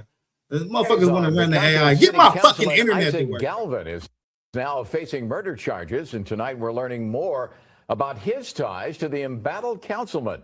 and a famous entertainer. NBC4's Jonathan Gonzalez is live for us. Jonathan's outside the Downey Police Station. Jonathan? And Chuck, you know, that liaison has been identified now as 27-year-old David Marvin Blake Jr., as you mentioned, a liaison and aide to Compton City Councilman Isaac Galvan. But more notably, he is the son of DJ Quik. Downey police tell us that a man was killed in their city Wednesday night during a fight, and they believe it was Blake who pulled the trigger. A liaison to embattled Compton City Councilman Isaac Galvan was arrested Thursday on murder charges. Downey police say 27-year-old David Marvin Blake opened fire during a fight at a home on Carfax Avenue Wednesday night, killing 33-year-old Julio Cardoza. Blake was arrested hours after the shooting in Porter Ranch. I work for the city of Compton, believe it or not. I work for a councilman named Isaac Galvan. Blake is also a rapper and producer and is the son of iconic Compton hip-hop artist DJ Quik. Okay, so he was a rapper, producer, worked for Isaac Galvan, a councilman out of Compton. So yeah, he seemed like he was on the rise. Seemed like, you know, things were looking up for him, man, but he found himself in an unfortunate situation along the way. Seen here in these 2018 Twitter photos with Compton Councilman Galvan. We reach out to Galvan's office for comment, but have been unable to reach him. A brief statement from the city of Compton said in part, quote, "The city is shocked to find out about this incident." This afternoon, Compton Mayor Emma Sharif spoke with NBC4 at an event. As a matter of fact, I don't have any information on that at this time. Would you what the status is? I have no idea. I have no comment on that because I don't have the information. You haven't heard that happened yet? I'm hearing things, but like I said, I don't have the information in regard to it. Now, I've since spoken with Mayor Sharif over the phone since that interview is done. She tells me that her office is looking into the matter. Meanwhile, we've also reached out to DJ Quik's representation. They tell us no comment. David Marvin Blake Jr. is due in court sometime next week. Reporting in Downey, Jonathan Gonzalez, NBC4. Yeah, this DJ Quik's son. He was found guilty of murder. This is the shock of it sometimes. This is Quik right here. Yo, what up? You already know who it is. This is David Blake. And I want to speak with brevity right now. We'll just share with you guys just how I've been feeling over these last couple of days. I'm disappointed that I didn't get in front of that story and share the sentencing of my son. I kind of missed the ball there. It's just a shock of it sometimes will make you misstep. But the reality of all of this is that two families are irrevocably changed forever. So with that said, I'll be able to speak soon about what's going on, the situation, and for legal purposes, I can't say a whole lot of anything. But the reality is that two families are irrevocably different now, forever. So that's the tragedy of this. And that's all I got to say. This was a couple of days ago, I think, DJ Quik breaking his silence on his son's conviction. But there was more news that broke today. So I'm just kind of leading up into this. I want to get a little bit of backstory since this happened in like 22. And there's been a little bit of movement lately. So we just kind of catching up on this, man. This is the remix with Cali Dre. I appreciate y'all for rocking with your boy. Disappointed in some of the media. I'm disappointed in some of the people near me. I understand that if y'all concerned about my family, that's cool. But out of respect, do not approach me. Do not come to my house unannounced, ring my doorbell, my Ring cam. That's disrespectful. Let me reach out to you guys. Let us process this, and then we'll proceed accordingly. All right? To everybody that loves me, I love you back. All the opposition, it's whatever. I need you guys too. So love to the ops as well. This is a bigger situation than all the little differences. And that's what it is. I'll talk to y'all when it's time. Y'all see, I'm out in the woods. In the fucking woods. Yeah. I'm away from tucked away somewhere in the woods, man. Trying to figure out what his son's situation looking like. This DJ Quik, man, his son was convicted of unaliving an individual. And so yeah, we just getting a little bit of updates on his current situation. I can ask Dr. Dre for some money. You DJ Quik, he'll understand. It ain't like you goddamn nocturnal. It ain't like you was nocturnal. He just threw my homeboy into the bus. Oh, he's still living? Yeah, he did though. He threw Nocturnal smooth the fuck under the bus. Hey, you still rapping? Yeah, he rapping, man. Is he still active in the gang? Why you on Nocturnal like that though? Why you on Nocturnal okay, like you that, active, bro? man. I was just bullshitting. We ain't going for What you that. think about the new like producers today and whatnot, man? You fuck with them? Yeah. Here, let's get past a little Go back bit. to that. I just want to get to the like, main you know what story. I'm This look like it's trying to go into a whole focus on DJ Quik's career. We could do a whole nother show about that, man. But let's see what else we got on this. A famed Compton rapper DJ Quik has been arrested on suspicion.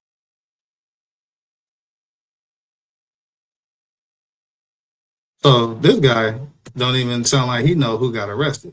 A famed Compton rapper DJ Quik has been arrested on suspicion. Yeah. Okay. So matter of fact, I don't even want to look at that. He don't even know who the fuck got arrested. Let's see what else. The Compton City Councilman Isaac Galvin is now facing murder charges, and tonight we're learning more about his ties to the embattled councilman and a famous entertainer. NBC4's Jonathan Gonzalez is live for us. Jonathan's outside the Downey police station. Jonathan? And Chuck, you know, that liaison has been identified now as 27-year-old David Marvin Blake Jr., as you mentioned, a liaison and aide to Compton City Councilman Isaac Galvin. But more notably, he is the son of DJ Quik.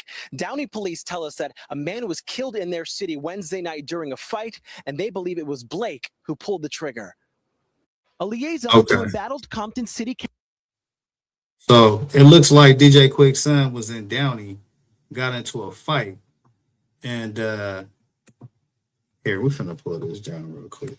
Look like Quik's son got into a fight in Downey, and he basically, I guess, ended up, the person he got into a fight with ended up losing his life, and so he got convicted of unaliving that individual, and was actually sentenced today.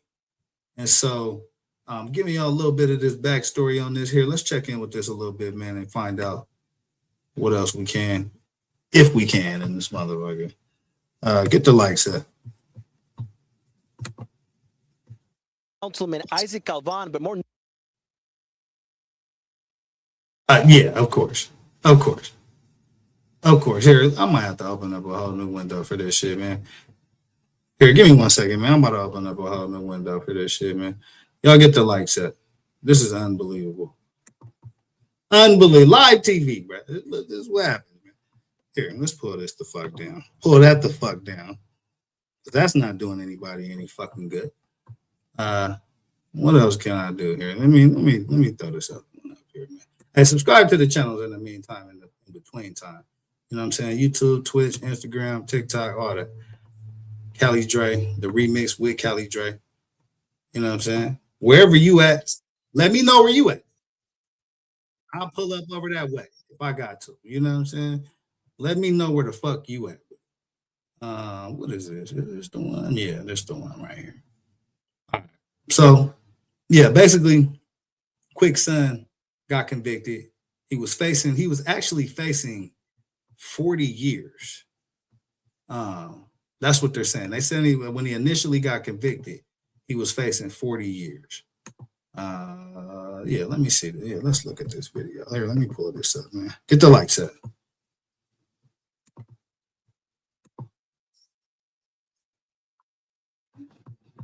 Oh, that's the wrong motherfucking one, bro. Look, I'm high as shit. Hey, continue to get the likes up while I do this shit, man. I need somebody from the Geek Squad working over here, bro. Again, if y'all know anybody from the Geek Squad, how them motherfuckers tap in with me, I might have a job for their ass, bro. On me. You know what I'm saying? Is that the one? Yeah, that's the one. All right, back. Get the likes up. We're going to spin this back like that. In a shocking turn of events, DJ Quik's son, David Marvin Blake Jr., has officially been found guilty in a tragic murder case from 2022. On Thursday, December 4th, a jury convicted Blake Jr. Compton rapper DJ Quik has been arrested on suspicion of murder. 27-year-old David Blake Jr., who is seen here in this video, was picked up in Porter Ranch early Thursday morning. He's accused in the shooting death of 33-year-old Julio Cardoza last week in Downey. Cardoza died from a single gunshot wound to the chest. Blake has worked as a liaison, though, to the Compton City Councilman Isaac Galvan, who's being removed from office following accusations of election fraud. Compton's mayor, Emma Sharif, issued a statement sending thoughts and prayers to all of the families involved, saying that their lives have been changed forever. Mr. Blake's bail has been set at $2 million. The Compton City Councilman Isaac Galvan is now facing murder charges, and tonight we're learning more about his ties to the embattled councilman and a famous.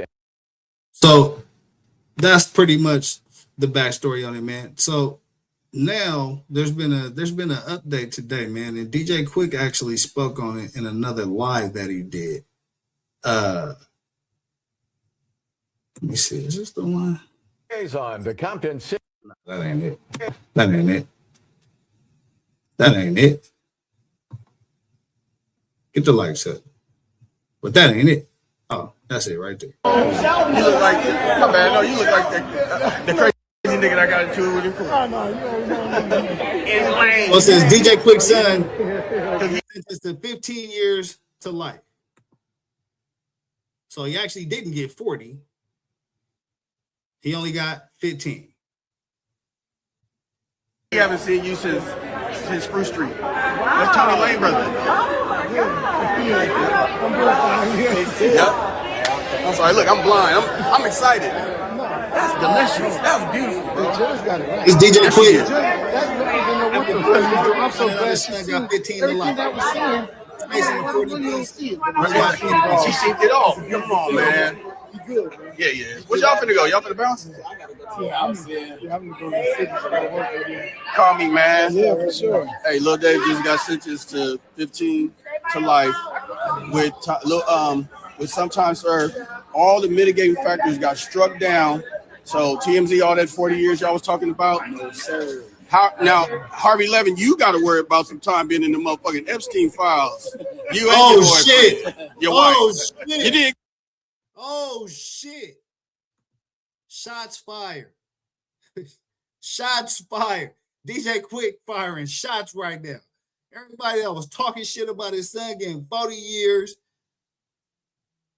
Watch ass in the motherfucking Epstein files, bro. Oh, yeah. Hey, listen. DJ Quik's son, 15 years to life with some time served. The Quik family celebrating. Let's check in with a little bit more of this. Got there. My niece. So yeah. Dang, Ari, that's gonna be dope. Thank you. We'll be all right. Moms, you family now. All right, Ari, bring my grandson to see me. Yeah, this DJ Quik, man. He breaking the news. Basically, he broke the news that his son got 15 years to life instead of 40 piece. Call me, man. Yeah, for sure. Hey, Lil Dave just got sentenced to 15 to life with sometime served. All the mitigating factors got struck down.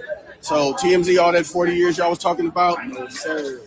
Now, Harvey Levin, you got to worry about some time being in the motherfucking Epstein files. You and your boyfriend, your wife. You did that there. Damn. Got him. So, yeah. Dang, Ari, that's going to be dope. Thank you. We'll be all right. Moms, you family now. All right, Ari, bring my grandson to see me. Tanisha? Hey, niece, I'm gonna call you. I'm on Instagram Live right now, shutting it all down. Okay. Motherfuckers was looking at, they was so happy, be all in my business. Now y'all got a reason. Quit talking big shit, guy. And that's it. 15. Yeah, he got 15 to life, man. Quik talking big shit, feeling good. And you know what I'm saying? If his son was facing a 40 piece, he most definitely, you know what I'm saying, got a reason to have some optimism today because shit, 15 is a lot lower than 40. Yep. And that's it. 15 years to life. And y'all can stop blaming me and stop hating on me. All right? Justice has been served. This case is over. Bye. It is. Turning now to Israel, ex-University of Miami football player. The case seems to be over. Quick, his son, can now, you know what I'm saying, handle the rest of that 15, and looks like he'll probably be home, you know, and enough time to still do something with his life. I mean, he got Quick in his corner as well, man. So, you know, he definitely gonna make it. You know what I mean? He got a solid avenue.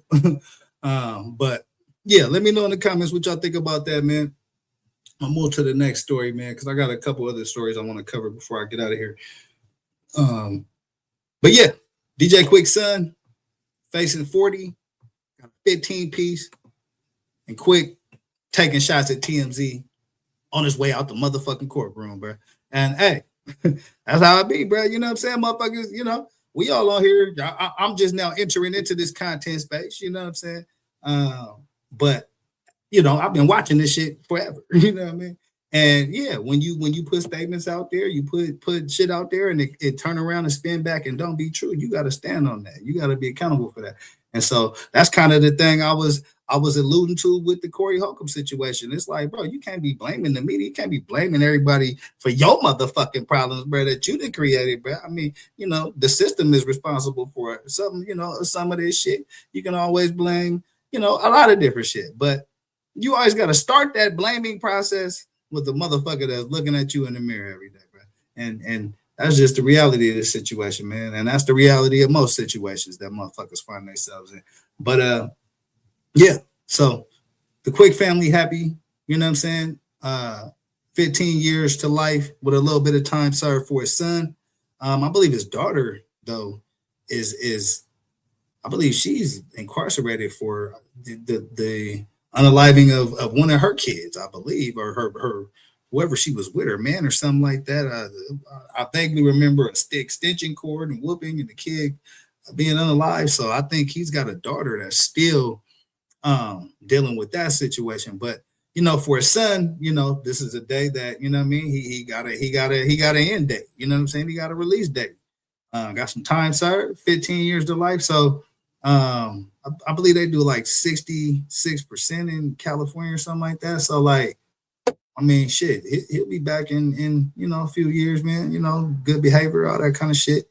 But yeah, so yeah, I'm gonna move right along, man. Y'all let me know in the comments how y'all feel about that story, man. Quick son, got a release date. We'll be home at some point, you know, Lord willing, man. So you know, shout out to their family, man, and most definitely, you know what I'm saying, everybody involved. Rest in peace to the person that lost their life.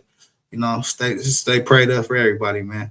But yeah, there was another update that I wanted to cover, and this was on it was a big ruling issue in Lil Durk's federal case as well, man. I just pulled that, man. So I want to check this story out because this shit just popped up on my timeline. So let's look at this. The judge in Durk's federal murder for hire trial has just issued some big rulings in the case. And I'm not a lawyer, but let me tell you about the rulings and what they mean for Durk's case. So the first ruling was Durk's motion for a bill of particulars, and that has been denied.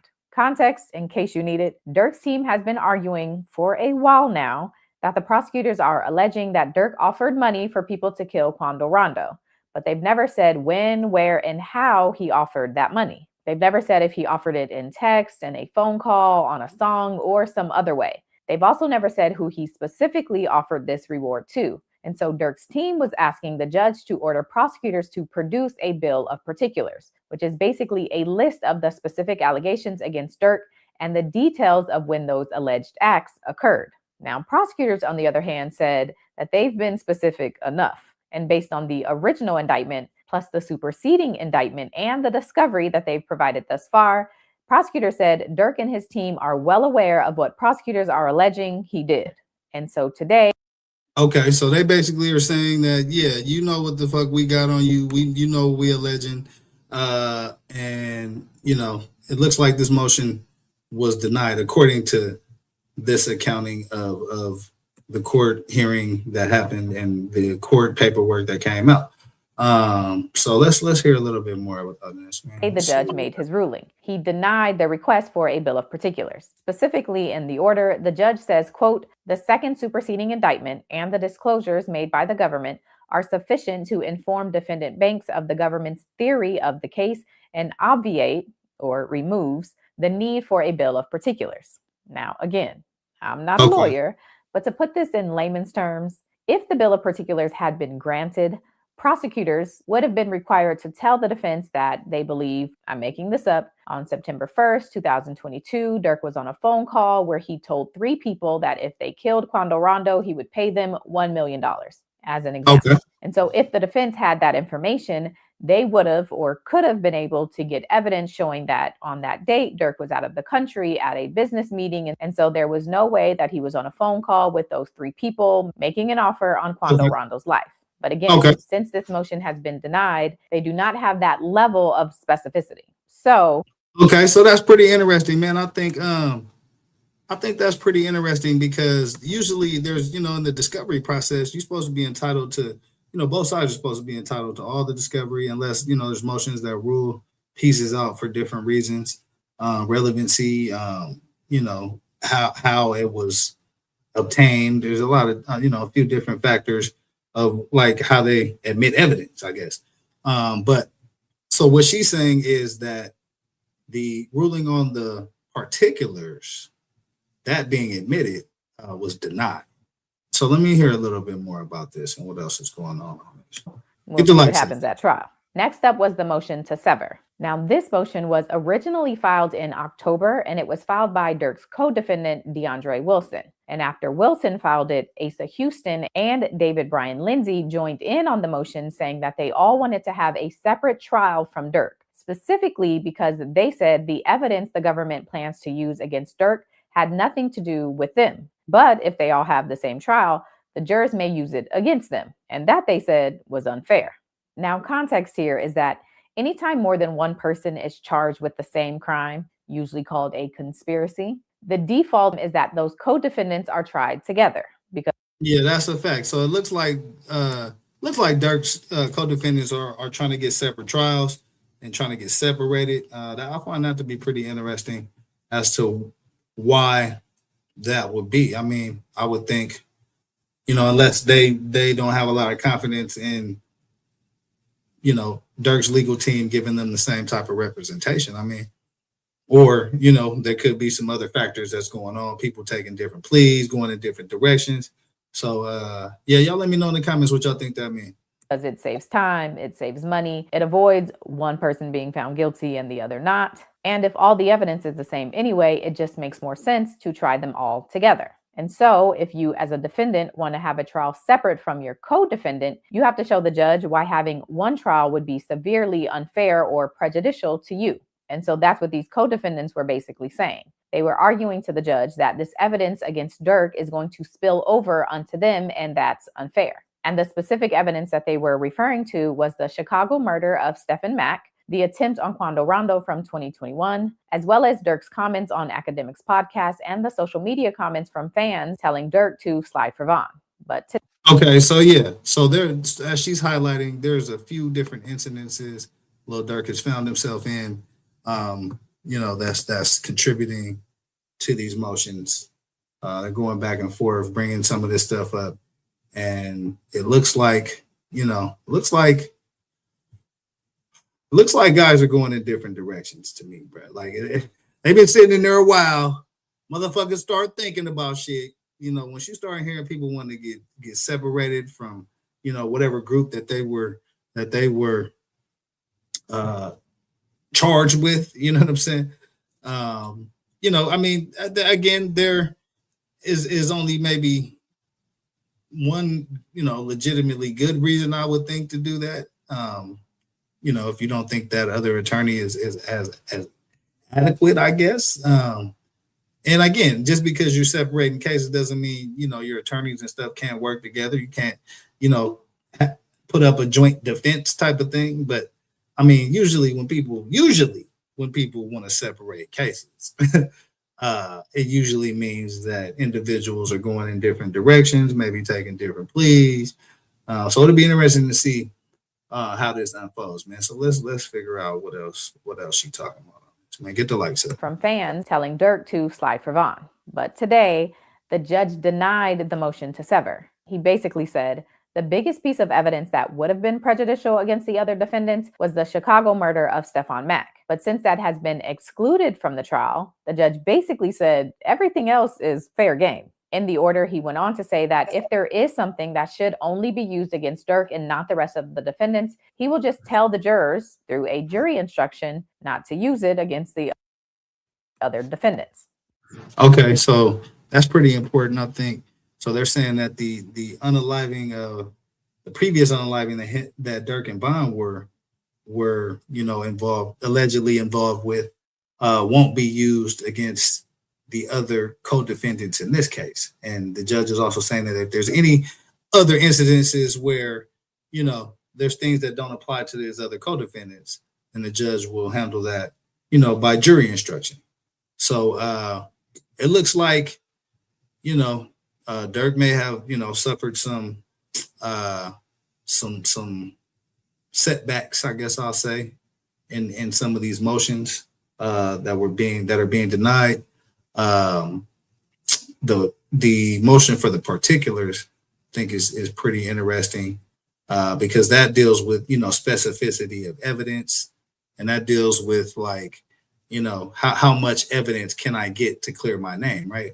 Like, think about if you on trial for your murder in your life, man. You want to get as much information, as many terabytes of shit as you can get your motherfucking hands on to get yourself out of that situation. So a judge basically limiting the capability of that in any way, shape, or form, to me, is not a good sign, because if there's a tendency for a judge to do that in one area, you already know it's on his mind for other areas, man. And so legally, like when you strategizing for different shit, that's just how you got to think, man. It's chess, man. When you playing with your life, this shit chess, it ain't checkers, man. So you gotta try to play every move on the board in your mind so that you can have a counter for that shit. You know what I'm saying?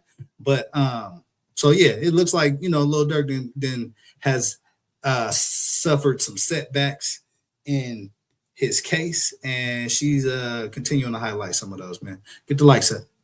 Which is kind of typical in these situations. And so again, to make this all make sense, prosecutors usually like to try people together because it allows them to tell the full picture of a crime according to them. So in this instance, they want to be able to tell jurors about Dirk and Von's friendship, about Von dying, about Dirk wanting to avenge Von's death, how Dirk offered the bounty for Quando Rondo, and then when the gunman entered the picture. But when people are tried separately, the full picture starts to get a little choppy. In this instance, the defense attorneys were trying to have it so that prosecutors wouldn't.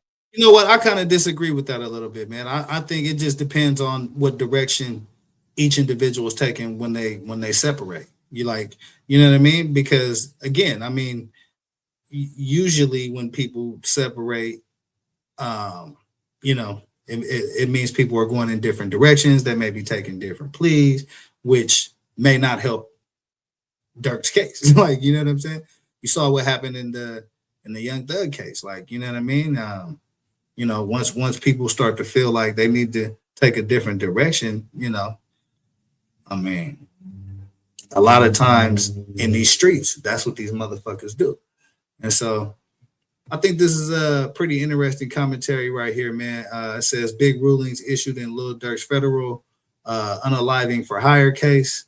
And I think she's given a solid breakdown of the paperwork, and I want to hear a little bit more of her analysis at the end. So let's check this out. And be able to talk about Dirk's alleged motive, wouldn't be able to talk about Dirk and Von's friendship or Dirk's alleged motive to avenge his friend's death or the comments he made on a podcast. Does that make sense? So the bottom line is that the motion to sever was also denied, which means as of now, everyone that's going to trial will be tried together in one trial. And the new trial date is set for August 20th, 2026. And one last piece of context.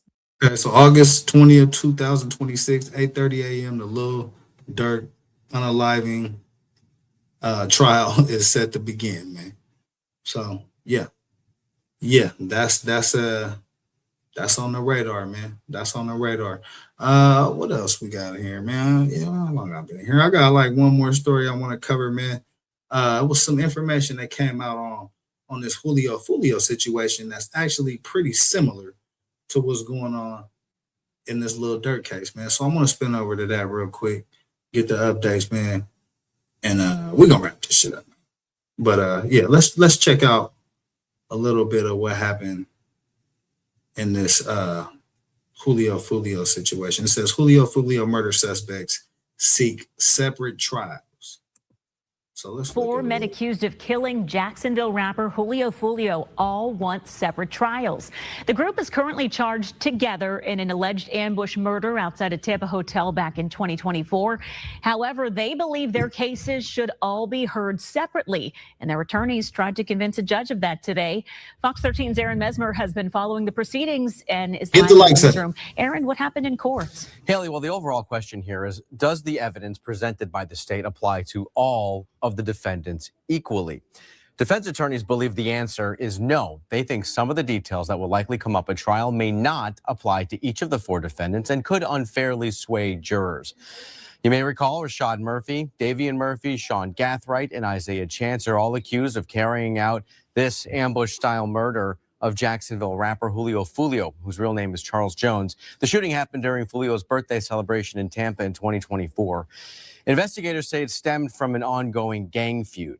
The defendants are all charged with first-degree murder and could face a possible death sentence. Now, in court today, defense attorneys argued some of the gang history does not apply to all of the defendants, so their cases should be separated or severed, as they put it. But okay, so as we just saw in the Lil Durk case, they are filing motions to try to sever the cases in the Julio Fulio murder as well. And so again, y'all let me know in the comments, some of the reasons that defendants may want to, separate their cases. But look like we saw that in Lil Durk's case, and now we're seeing it in the Julio Fulio and Aliving case. Get the lights up. Prosecutors say this crime was carried out as a coordinated attack and a joint trial is appropriate. I strongly believe that this case illustrates why severance is required when the state's theory depends on inferential group narratives rather than individualized proof. Considered all together, they render a fair trial impossible, in my view. They are responsible for all of the actions that they did in pursuant that assisted in this case, which included getting rid of evidence, which included removing both vehicles from Tampa to other locations where we weren't able to get them until days after the homicide was committed. So all of Okay, so they're basically saying that, there was removal of evidence, there was a lot of tampering, and all their asses need to be tried together. That's basically what the argument is here. Let's check out a little bit more. that evidence, we believe, should come in and shows why these cases should not be severed. Alicia Andrews was also charged in this case. She was accused of acting as a lookout and, along with her boyfriend, helping plan the shooting. Yeah, so that's Alicia Andrews. I believe she already separated her case, and now it's just the remaining suspects that are on trial. Andrews was the only defendant charged separately. Back in October, a jury found her guilty of manslaughter, but not guilty of conspiracy to commit murder. The judge in today's hearing said she'll take the matter under advisement and issue a ruling at a later date. Haley. All right, Aaron Mesmer reporting tonight. Aaron, thank you.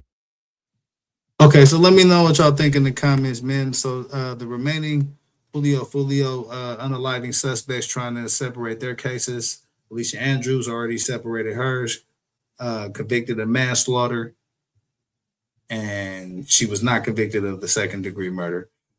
Let me see if I got another video on this. What is this right here? Get the lights up. Obligations to argue the Let's check out a little bit of this penalty phase motions, and whether or not either Mr. Hernandez can do those separately at a time available to the court. Well, I think we already set Tuesday. Okay, and that's again presuming the schedule fully flows, and obviously we don't have Friday as well. Also, the one thing I would ask the court, if tomorrow we do get to the state's motions in limine, that Mr. Hernandez be able to, although the motions might have already been heard, be able to add or argue as it relates to those motions in limine separately at the time set for Mr. Murphy's second phase motions. Okay. Right. So I hear you. I think that makes sense as far as scheduling goes. So my plan is today to hear the motions to sever and at least begin to discuss the parameters of the gang evidence and how much of it is coming in, if any. And then what I was going to have you all do on Friday, since we don't have court, was get together and see if what you're in agreement on the penalty phase motion. So my experience with the penalty phase motions, oftentimes there's a fair amount of agreement between the state and the defense. And then that way we can really streamline what penalty phase motions really need to be litigated. Okay. I'll pass that on to Mr. Hernandez, Judge. Yes. So that would be as to all the defendants, just to get with the that state, link is in the see chat what too, you all man. can agree Anybody want to upon, come up and here then and chop it whatever up with you, cannot boy? be agreed The link upon, is in the I chat. will hear Tuesday. All right. Okay. So as I indicated, there are the three motions. Do you all have any preference in light of Mr. Sonardi's, even though he doesn't have a motion per se? Apparently he's adopted yours, Mr. Gonzalez, correct? That is correct, Ron. Okay. So Yeah, do you appreciate want to that. go first? Fair use disclaimer Without objection in from effect. Co-counsel, it probably would be appropriate for me to go first. Any objection? Okay. No, Your Honor. Okay. Very good. You may proceed. Judge, what I anticipate doing this afternoon with the court's approval is I'm going to argue my motion for severance or in the alternative, and then I would ask the court to allow me to hear the state's response and argue. Yeah. So this is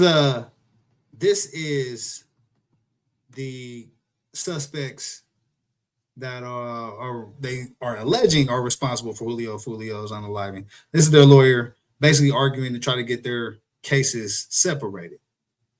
As you can see, yeah, look by the look on his face right here. As you can see by the look on his motherfucking face, it's gonna be an uphill battle. You know what I'm saying? Hey, listen to Flip Mode Action, man. Everybody hit the like button, get the likes up, man. Subscribe to the channels.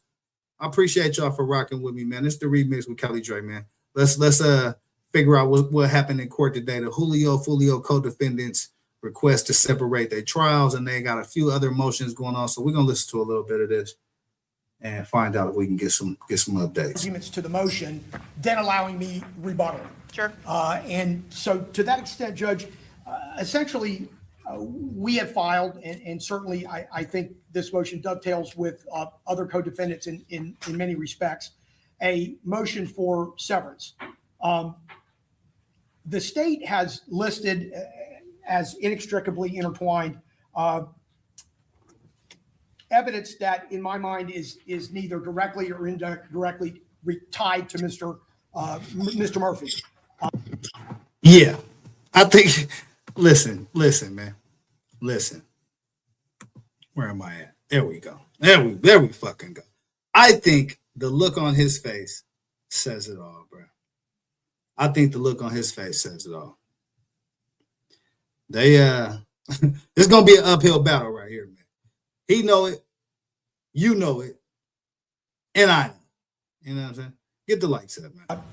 To the contrary, it seems that this is a documentary of a large amount of pre-act evidence that utilizes a lot of inference in order to be called purported evidentiary connections. Essentially, the state's introducing and linking co-defendants to prior bad acts in support of a group narrative theory. The prejudice that requires severance in this case doesn't really arise from a single evidentiary issue. It's more from a cumulative effect of multiple categories of evidence, which I will bring to the court's attention. And certainly the state's theory of guilt depends on presenting these categories as a collective proof of an ongoing gang war, inviting the jury to infer intent, motive, and participation by association rather than by individualized proof as to each defendant in and of themselves. Specifically, I think the state's going to rely on 5 essentially different types of evidence. Violence linking co-defendants, Mr. Gathright and Mr. Chance, to a prior attempt on Julio Fulio's life.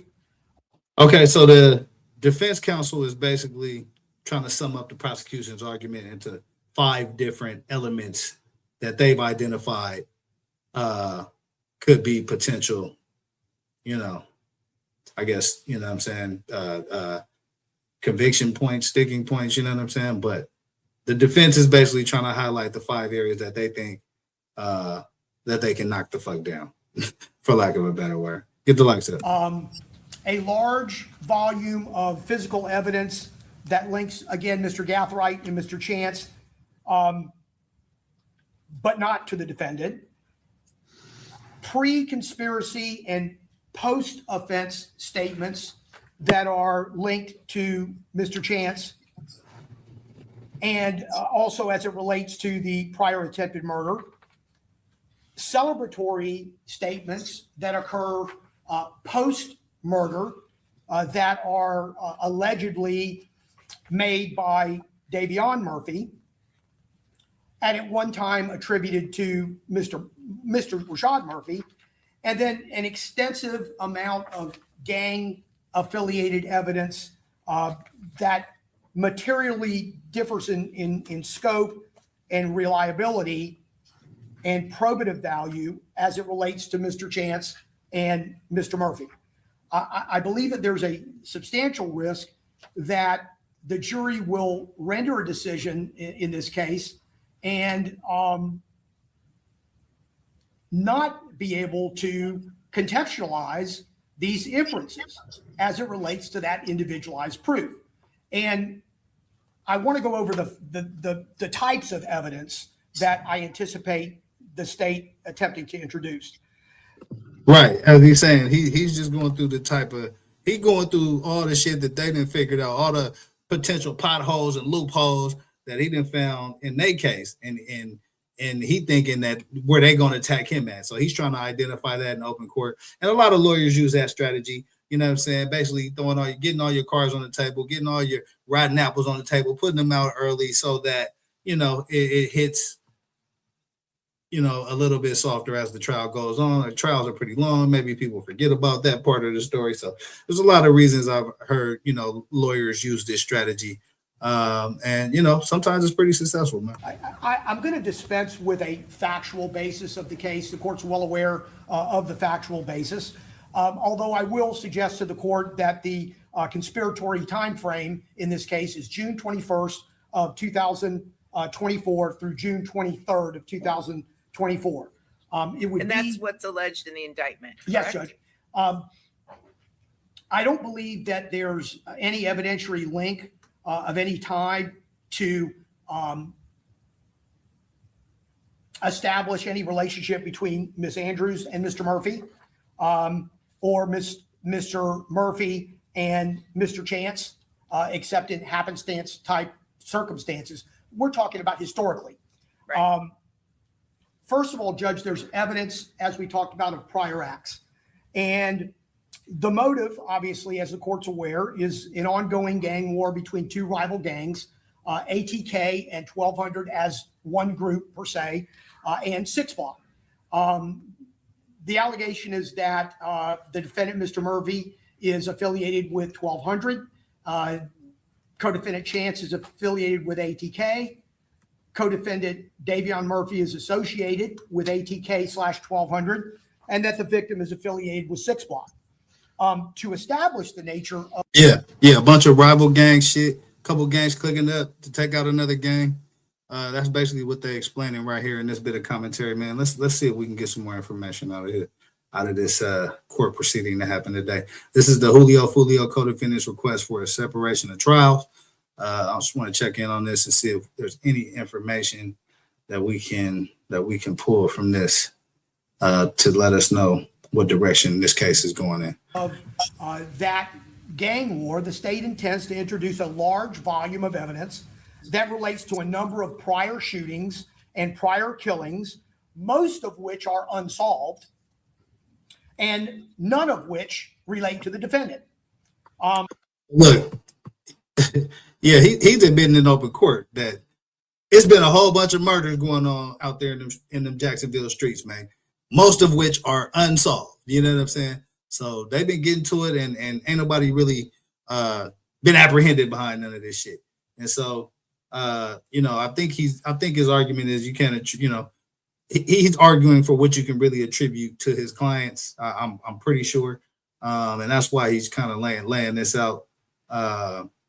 You know, it could, you know, like I said, legal strategy, bunch of different directions this could be going in. But like I said, it sounds to me like he is, you know, framing it as potential prosecutorial, you know, strikes that they're going to use. But in reality, in most cases, a lot of these lawyers are slick, and they just, you know, they're basically putting out their weakest hand in the beginning, so that the impact of it throughout the trial is you know, can be minimized. You know what I'm saying?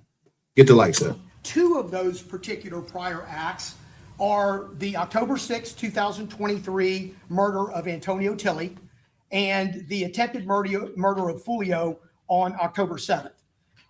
It would be my contention that there's no evidentiary link between Tilley's murder and Fulio's attempted murder, that the state intends to introduce testimony and argument that Fulio was shot in retaliation for Tilley's murder. It's anticipated that the state will utilize multiple detectives who they will suggest to the court, to the jury, are experts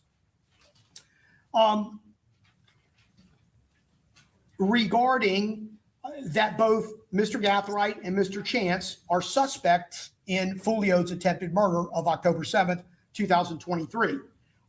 The defendant had no relationship to Tilley or to Fulio for that matter, and there's no evidence that he was connected to either of those crimes. Okay, so the defense attorney is alleging that his client ain't know shit. He ain't know nobody. He ain't seen shit. That's basically, I'm just interpreting this shit for y'all. You know what I'm saying? That's basically the defense he's giving right now. My client ain't seen shit. My client don't know nobody. He ain't know Fulio. He don't even know these motherfuckers sitting in the court. He don't know you. He don't know his motherfucking self. That's what he on right now. And so I think, you know, we can kind of derive what this argument is all about. Let me skip a little bit forward and see if there's anything else we can get from this, man. Because I know what direction he going in now. He in salesman mode. He got clients he trying to protect, and I get it. But I'm just trying to get information, man, not to spin. So let's figure out what else we got. To some of this already in a prior proceeding. But as it relates to the overall posture, you also were not privy to other parts of it that we're going to talk about today. And again, these shootings are unsolved.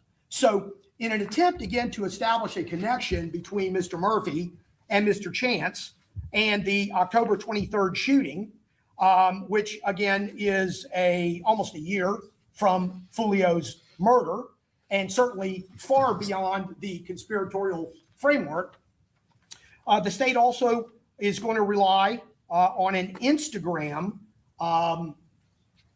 message or an Instagram conversation where Mr. Chance says, had to switch it up, coming different in 2024, love you, brother.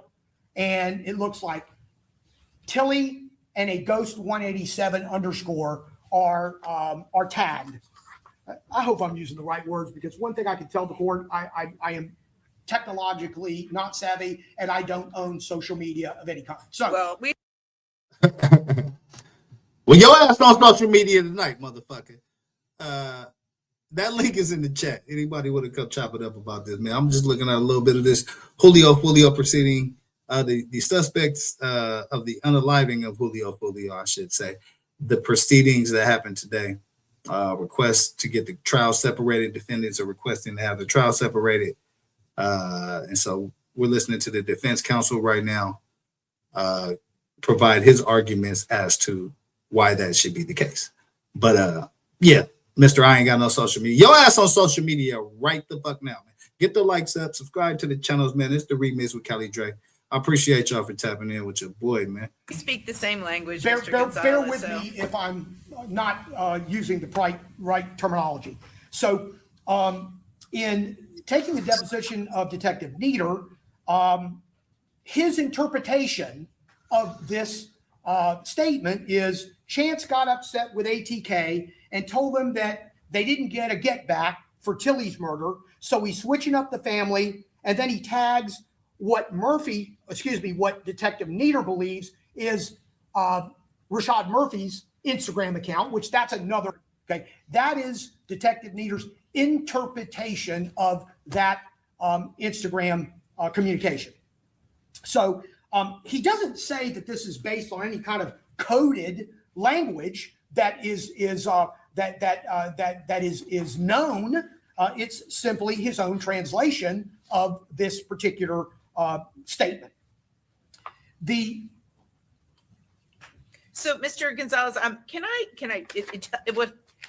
it'll help me as far as just doing the analysis on this, is to ask you this specific question. First of all, obviously, if there's a Bruton problem, there's not. Okay, I just wanted to make sure we had gotten that. There's no antagonistic defenses. Okay. There's no Bruton problem. That's not what the state spends a lot of time talking about those things in their response. And I'll certainly hear them out. Those are not the issues. This is evidence admissible as to one defendant that is inadmissible to another.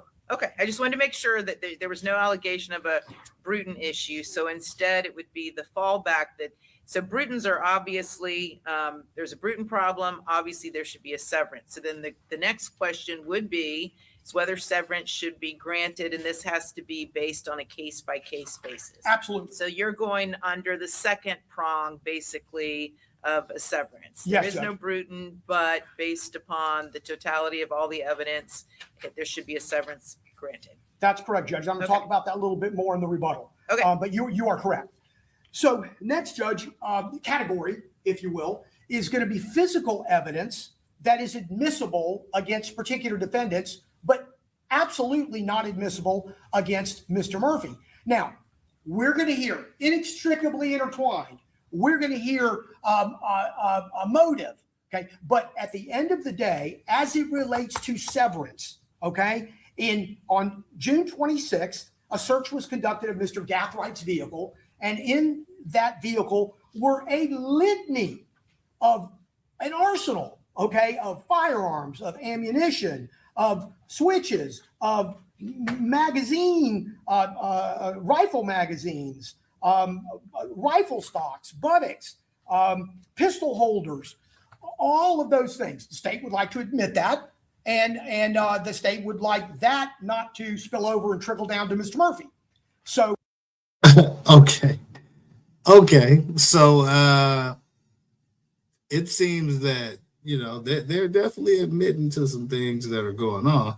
They're just trying to push the blame on each other and minimize where the blame is going for all the guns and shit in the car. Yeah. Okay. Well, yeah, they most definitely are trying to separate this case. Yeah. Yeah, let's listen to a little bit more of this, man. They also would like to suggest that a cell phone that was found there was a straight talk throwaway phone that Mr. Gathwright is now using because he got rid of his phone that was used during the course of the murder. So we're developing the arguments that are going to be put forth with regard to this evidence if admitted. And I know there's also motions pending, are going to be motions pending on these issues as it relates specifically to Mr. Gathwright. Now, understanding that the court's ruling on that, obviously, is very important as it relates to all the defendants, and in my particular case, Mr. Murphy. So in paragraph 15, the state intends to introduce evidence linking Gathwright also to the attempted murder based on shell casings that were found from that vehicle. So shell casings from the attempted murder of Fulio, right, found in Gathwright's car are going to be used to attempt to implicate Mr. Murphy. Because it's inextricably intertwined? No. Because it's motive? No. Because that is evidence against Mr. Cathright. And in a joint trial, okay, that cannot come in against Mr. Murphy. So moving on,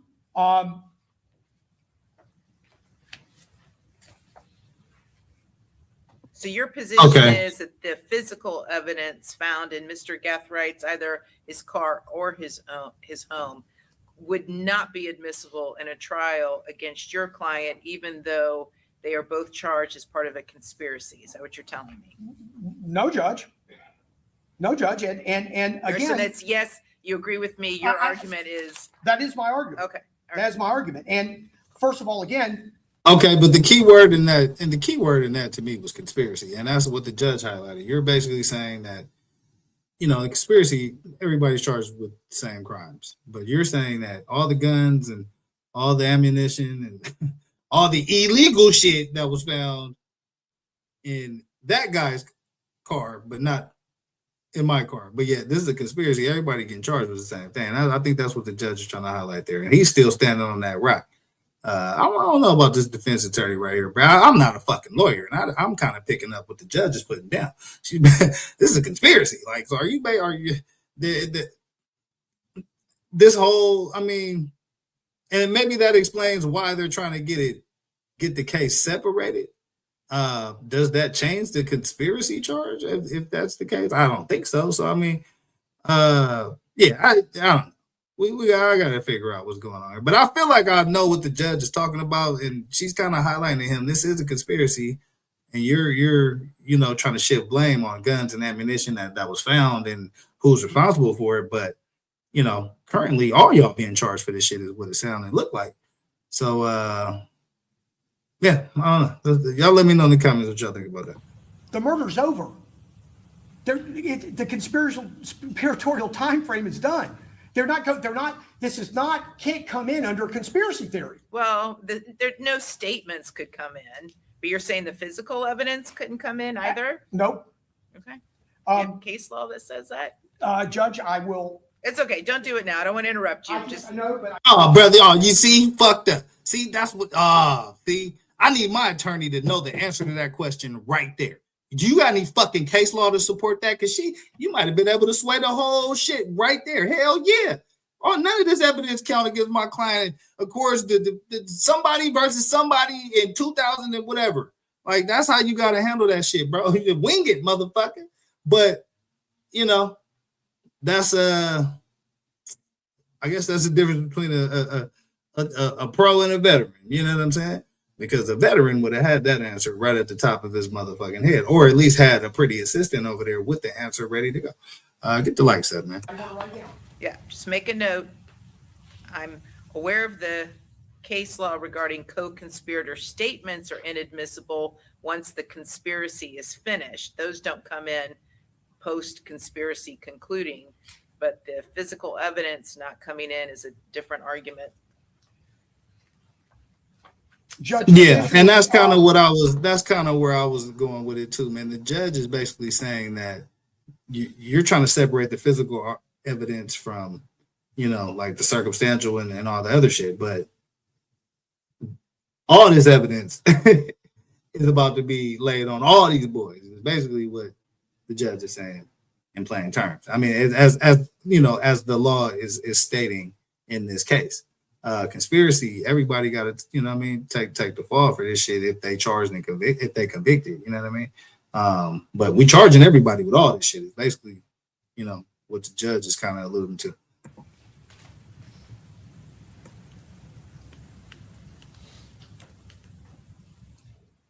There are also casings found at that time that are tied to another homicide in May that occurred in proximity to the residence frequented by Mr. Chance. Again, this is evidence I expect the state to attempt to introduce. There is no evidentiary connection between those prior incidents, that prior offense, And as it relates to the prior attempted murder of Mr. Fulio, that is related to the defendant. Okay, so we kind of know what his song and dance is. He's trying to get shit thrown out. He's trying to get blame shifted. He's trying to get mountains moved for his motherfucking client, man. Let me see what else is going on here. And the look on these boys' face let you know that it's tension in that courtroom right there, man. Is there any other arguments that was heard? I mean, we know what that guy's, we know what his deal is and what he's trying to do, man. I want to just, let's see if it's anybody else presenting some information that we can kind of tap in with, man. This guy, you know what he's trying to do. He's trying to shift blame, get it off his client, get it to somebody else quick, fast, and in a hurry. As he should be. I mean, that's what he's there to do. Let's hear it from this other guy. No connection at all to this gang. We took a week's worth of depositions of Jacksonville officers, I believe they're all detectives, and at least a couple of them are designated as gang experts. None of them knew Mr. Gathright or even heard his name, as I recall, until TPD contacts them in connection with this. There's no evidence that he was part of this gang. The state has not alleged that aggravator as to him. And in all candor, I mean, I'm going to argue at every opportunity that he's not part of the gang. But the risk we run, number one, that I think raises issues to the other defendants, but the other risk we run, like the Hernandez issue, is that, and I took a quote from Hernandez, but I believe that the issue they were concerned about was that the jury, when they're looking at the prior acts of the brother that come in against the co-defendant, the jury certainly could have attributed to Hernandez as a possible participant in these acts, and that may have contributed to the verdicts of guilt. That's what I'm concerned about here, is that they're going to hear, and I believe it's frankly going to be a feature of the trial, the gang connections and the drill rap videos that Mr. Gathright has nothing to do with. They're just okay. So he's arguing that his client, he ain't been on now one rap song, he ain't been in not in one drill rap commercial, he ain't don't wear none of the clothes, none of that shit. He ain't a part of it. So that's basically what you're seeing here, man. Each lawyer, each individual's lawyer is basically saying, my client ain't did shit. He don't associate with none of these people. What the fuck you talking about, Judge? But as you can see, by the looks on their faces, you know, and you know the judge's responses as well. Yeah, this is an uphill climb right here, man. With roller skates on. Get the lights up. going to assume, well, he must have been in this gang. He must have taken part in all these alleged prior acts. And if he were tried separately, maybe there'd be some evidence of the gang connection. Frankly, I would probably want some of the evidence to come in because, again, he's not part of that. And that is the motive for this whole alleged homicide. But the problem in the joint trial, I think, is it's going to become a feature. We're going to see all these drill rap videos, I expect. We're going to hear from gang experts that they know what's coming. They know what's coming. They know what's coming. You know what I'm saying? The prosecution is going to play every drill rap that any of these boys ever appeared in at all. And you know, that's I think that's the most obvious part of the strategy. But yeah, let's see what else we can get from this, man. I'm gonna play a little bit more of this, man. We're gonna wrap this up. Have to compartmentalize that, hopefully see that he's not a member, but the risk, like the court was concerned about Hernandez, is that they're going to just assume, well, he must be, because we've heard all this evidence.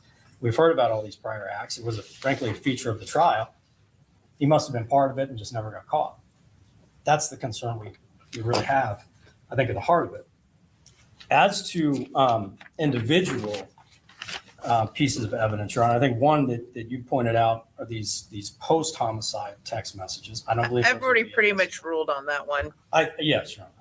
There's another one that really I think is just kind of she checked it. And it's not mentioned in the response to Mr. Gathwright's motion to sever, but it is in Rashad Murphy's response that apparently on the morning of October 7th, 2023, there's that's when I believe the first shooting of Mr. Jones occurred or shortly after, but it states in there that there's a recorded video chat conversation that occurred on Spaces video chat room on X on June 6th, in which co-defendant Isaiah Chance asked the victim, "Hey, Fulio, your foot okay, cuh?"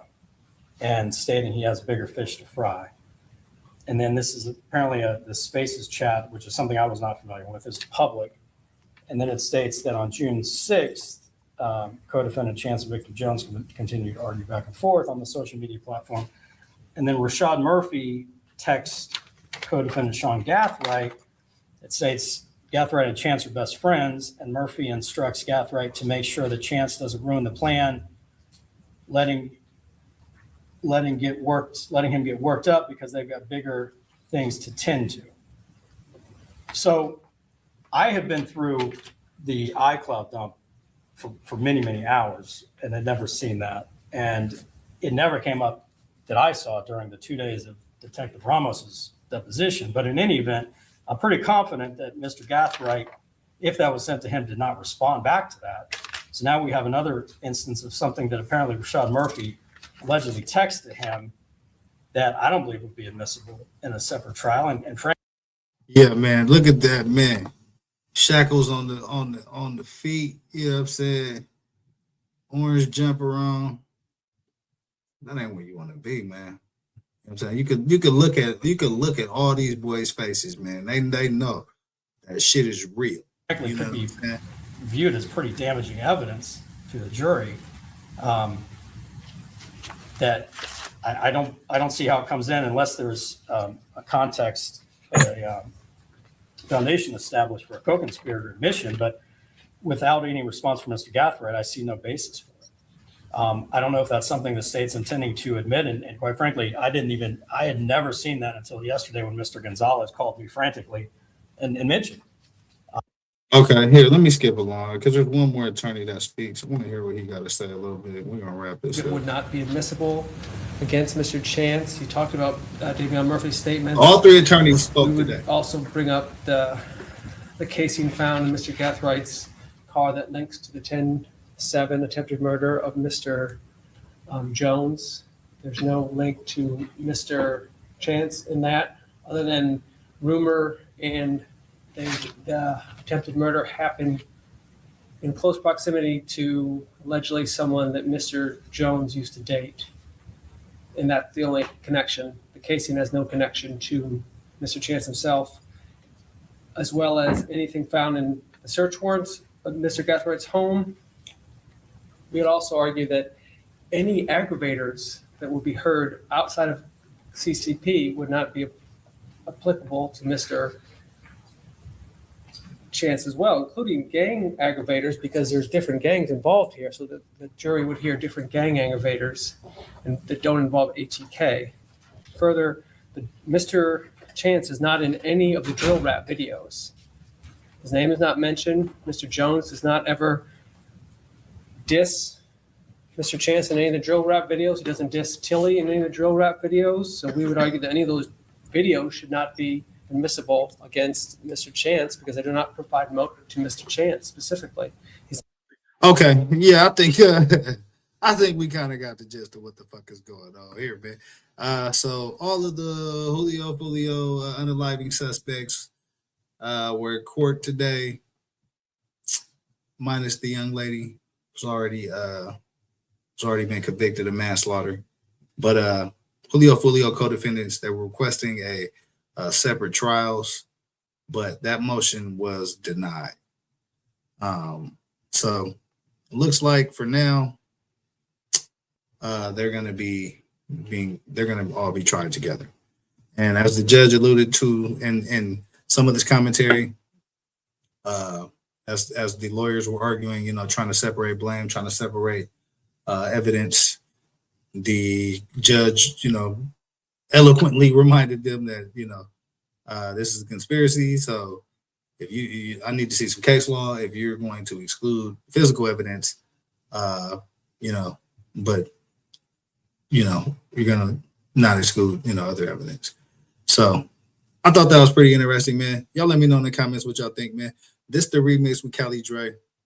Subscribe to the channels, man. I'm on YouTube, Twitch, Instagram, TikTok, TikTok Mega Mind Grows. I'll be back for y'all motherfuckers tomorrow. Don't even trip. But yeah, man, I'm going live. You know what I'm saying? I got to get these motherfucking numbers up. Help a black man get to the promised land. Help me get to the motherfucking mountaintop. Share the live. Subscribe to the channel, man. This is the remix with Cali Dre. I appreciate y'all for rocking with your boy. I'm out to get the hell out of here, man. I got shit I gotta go take care of.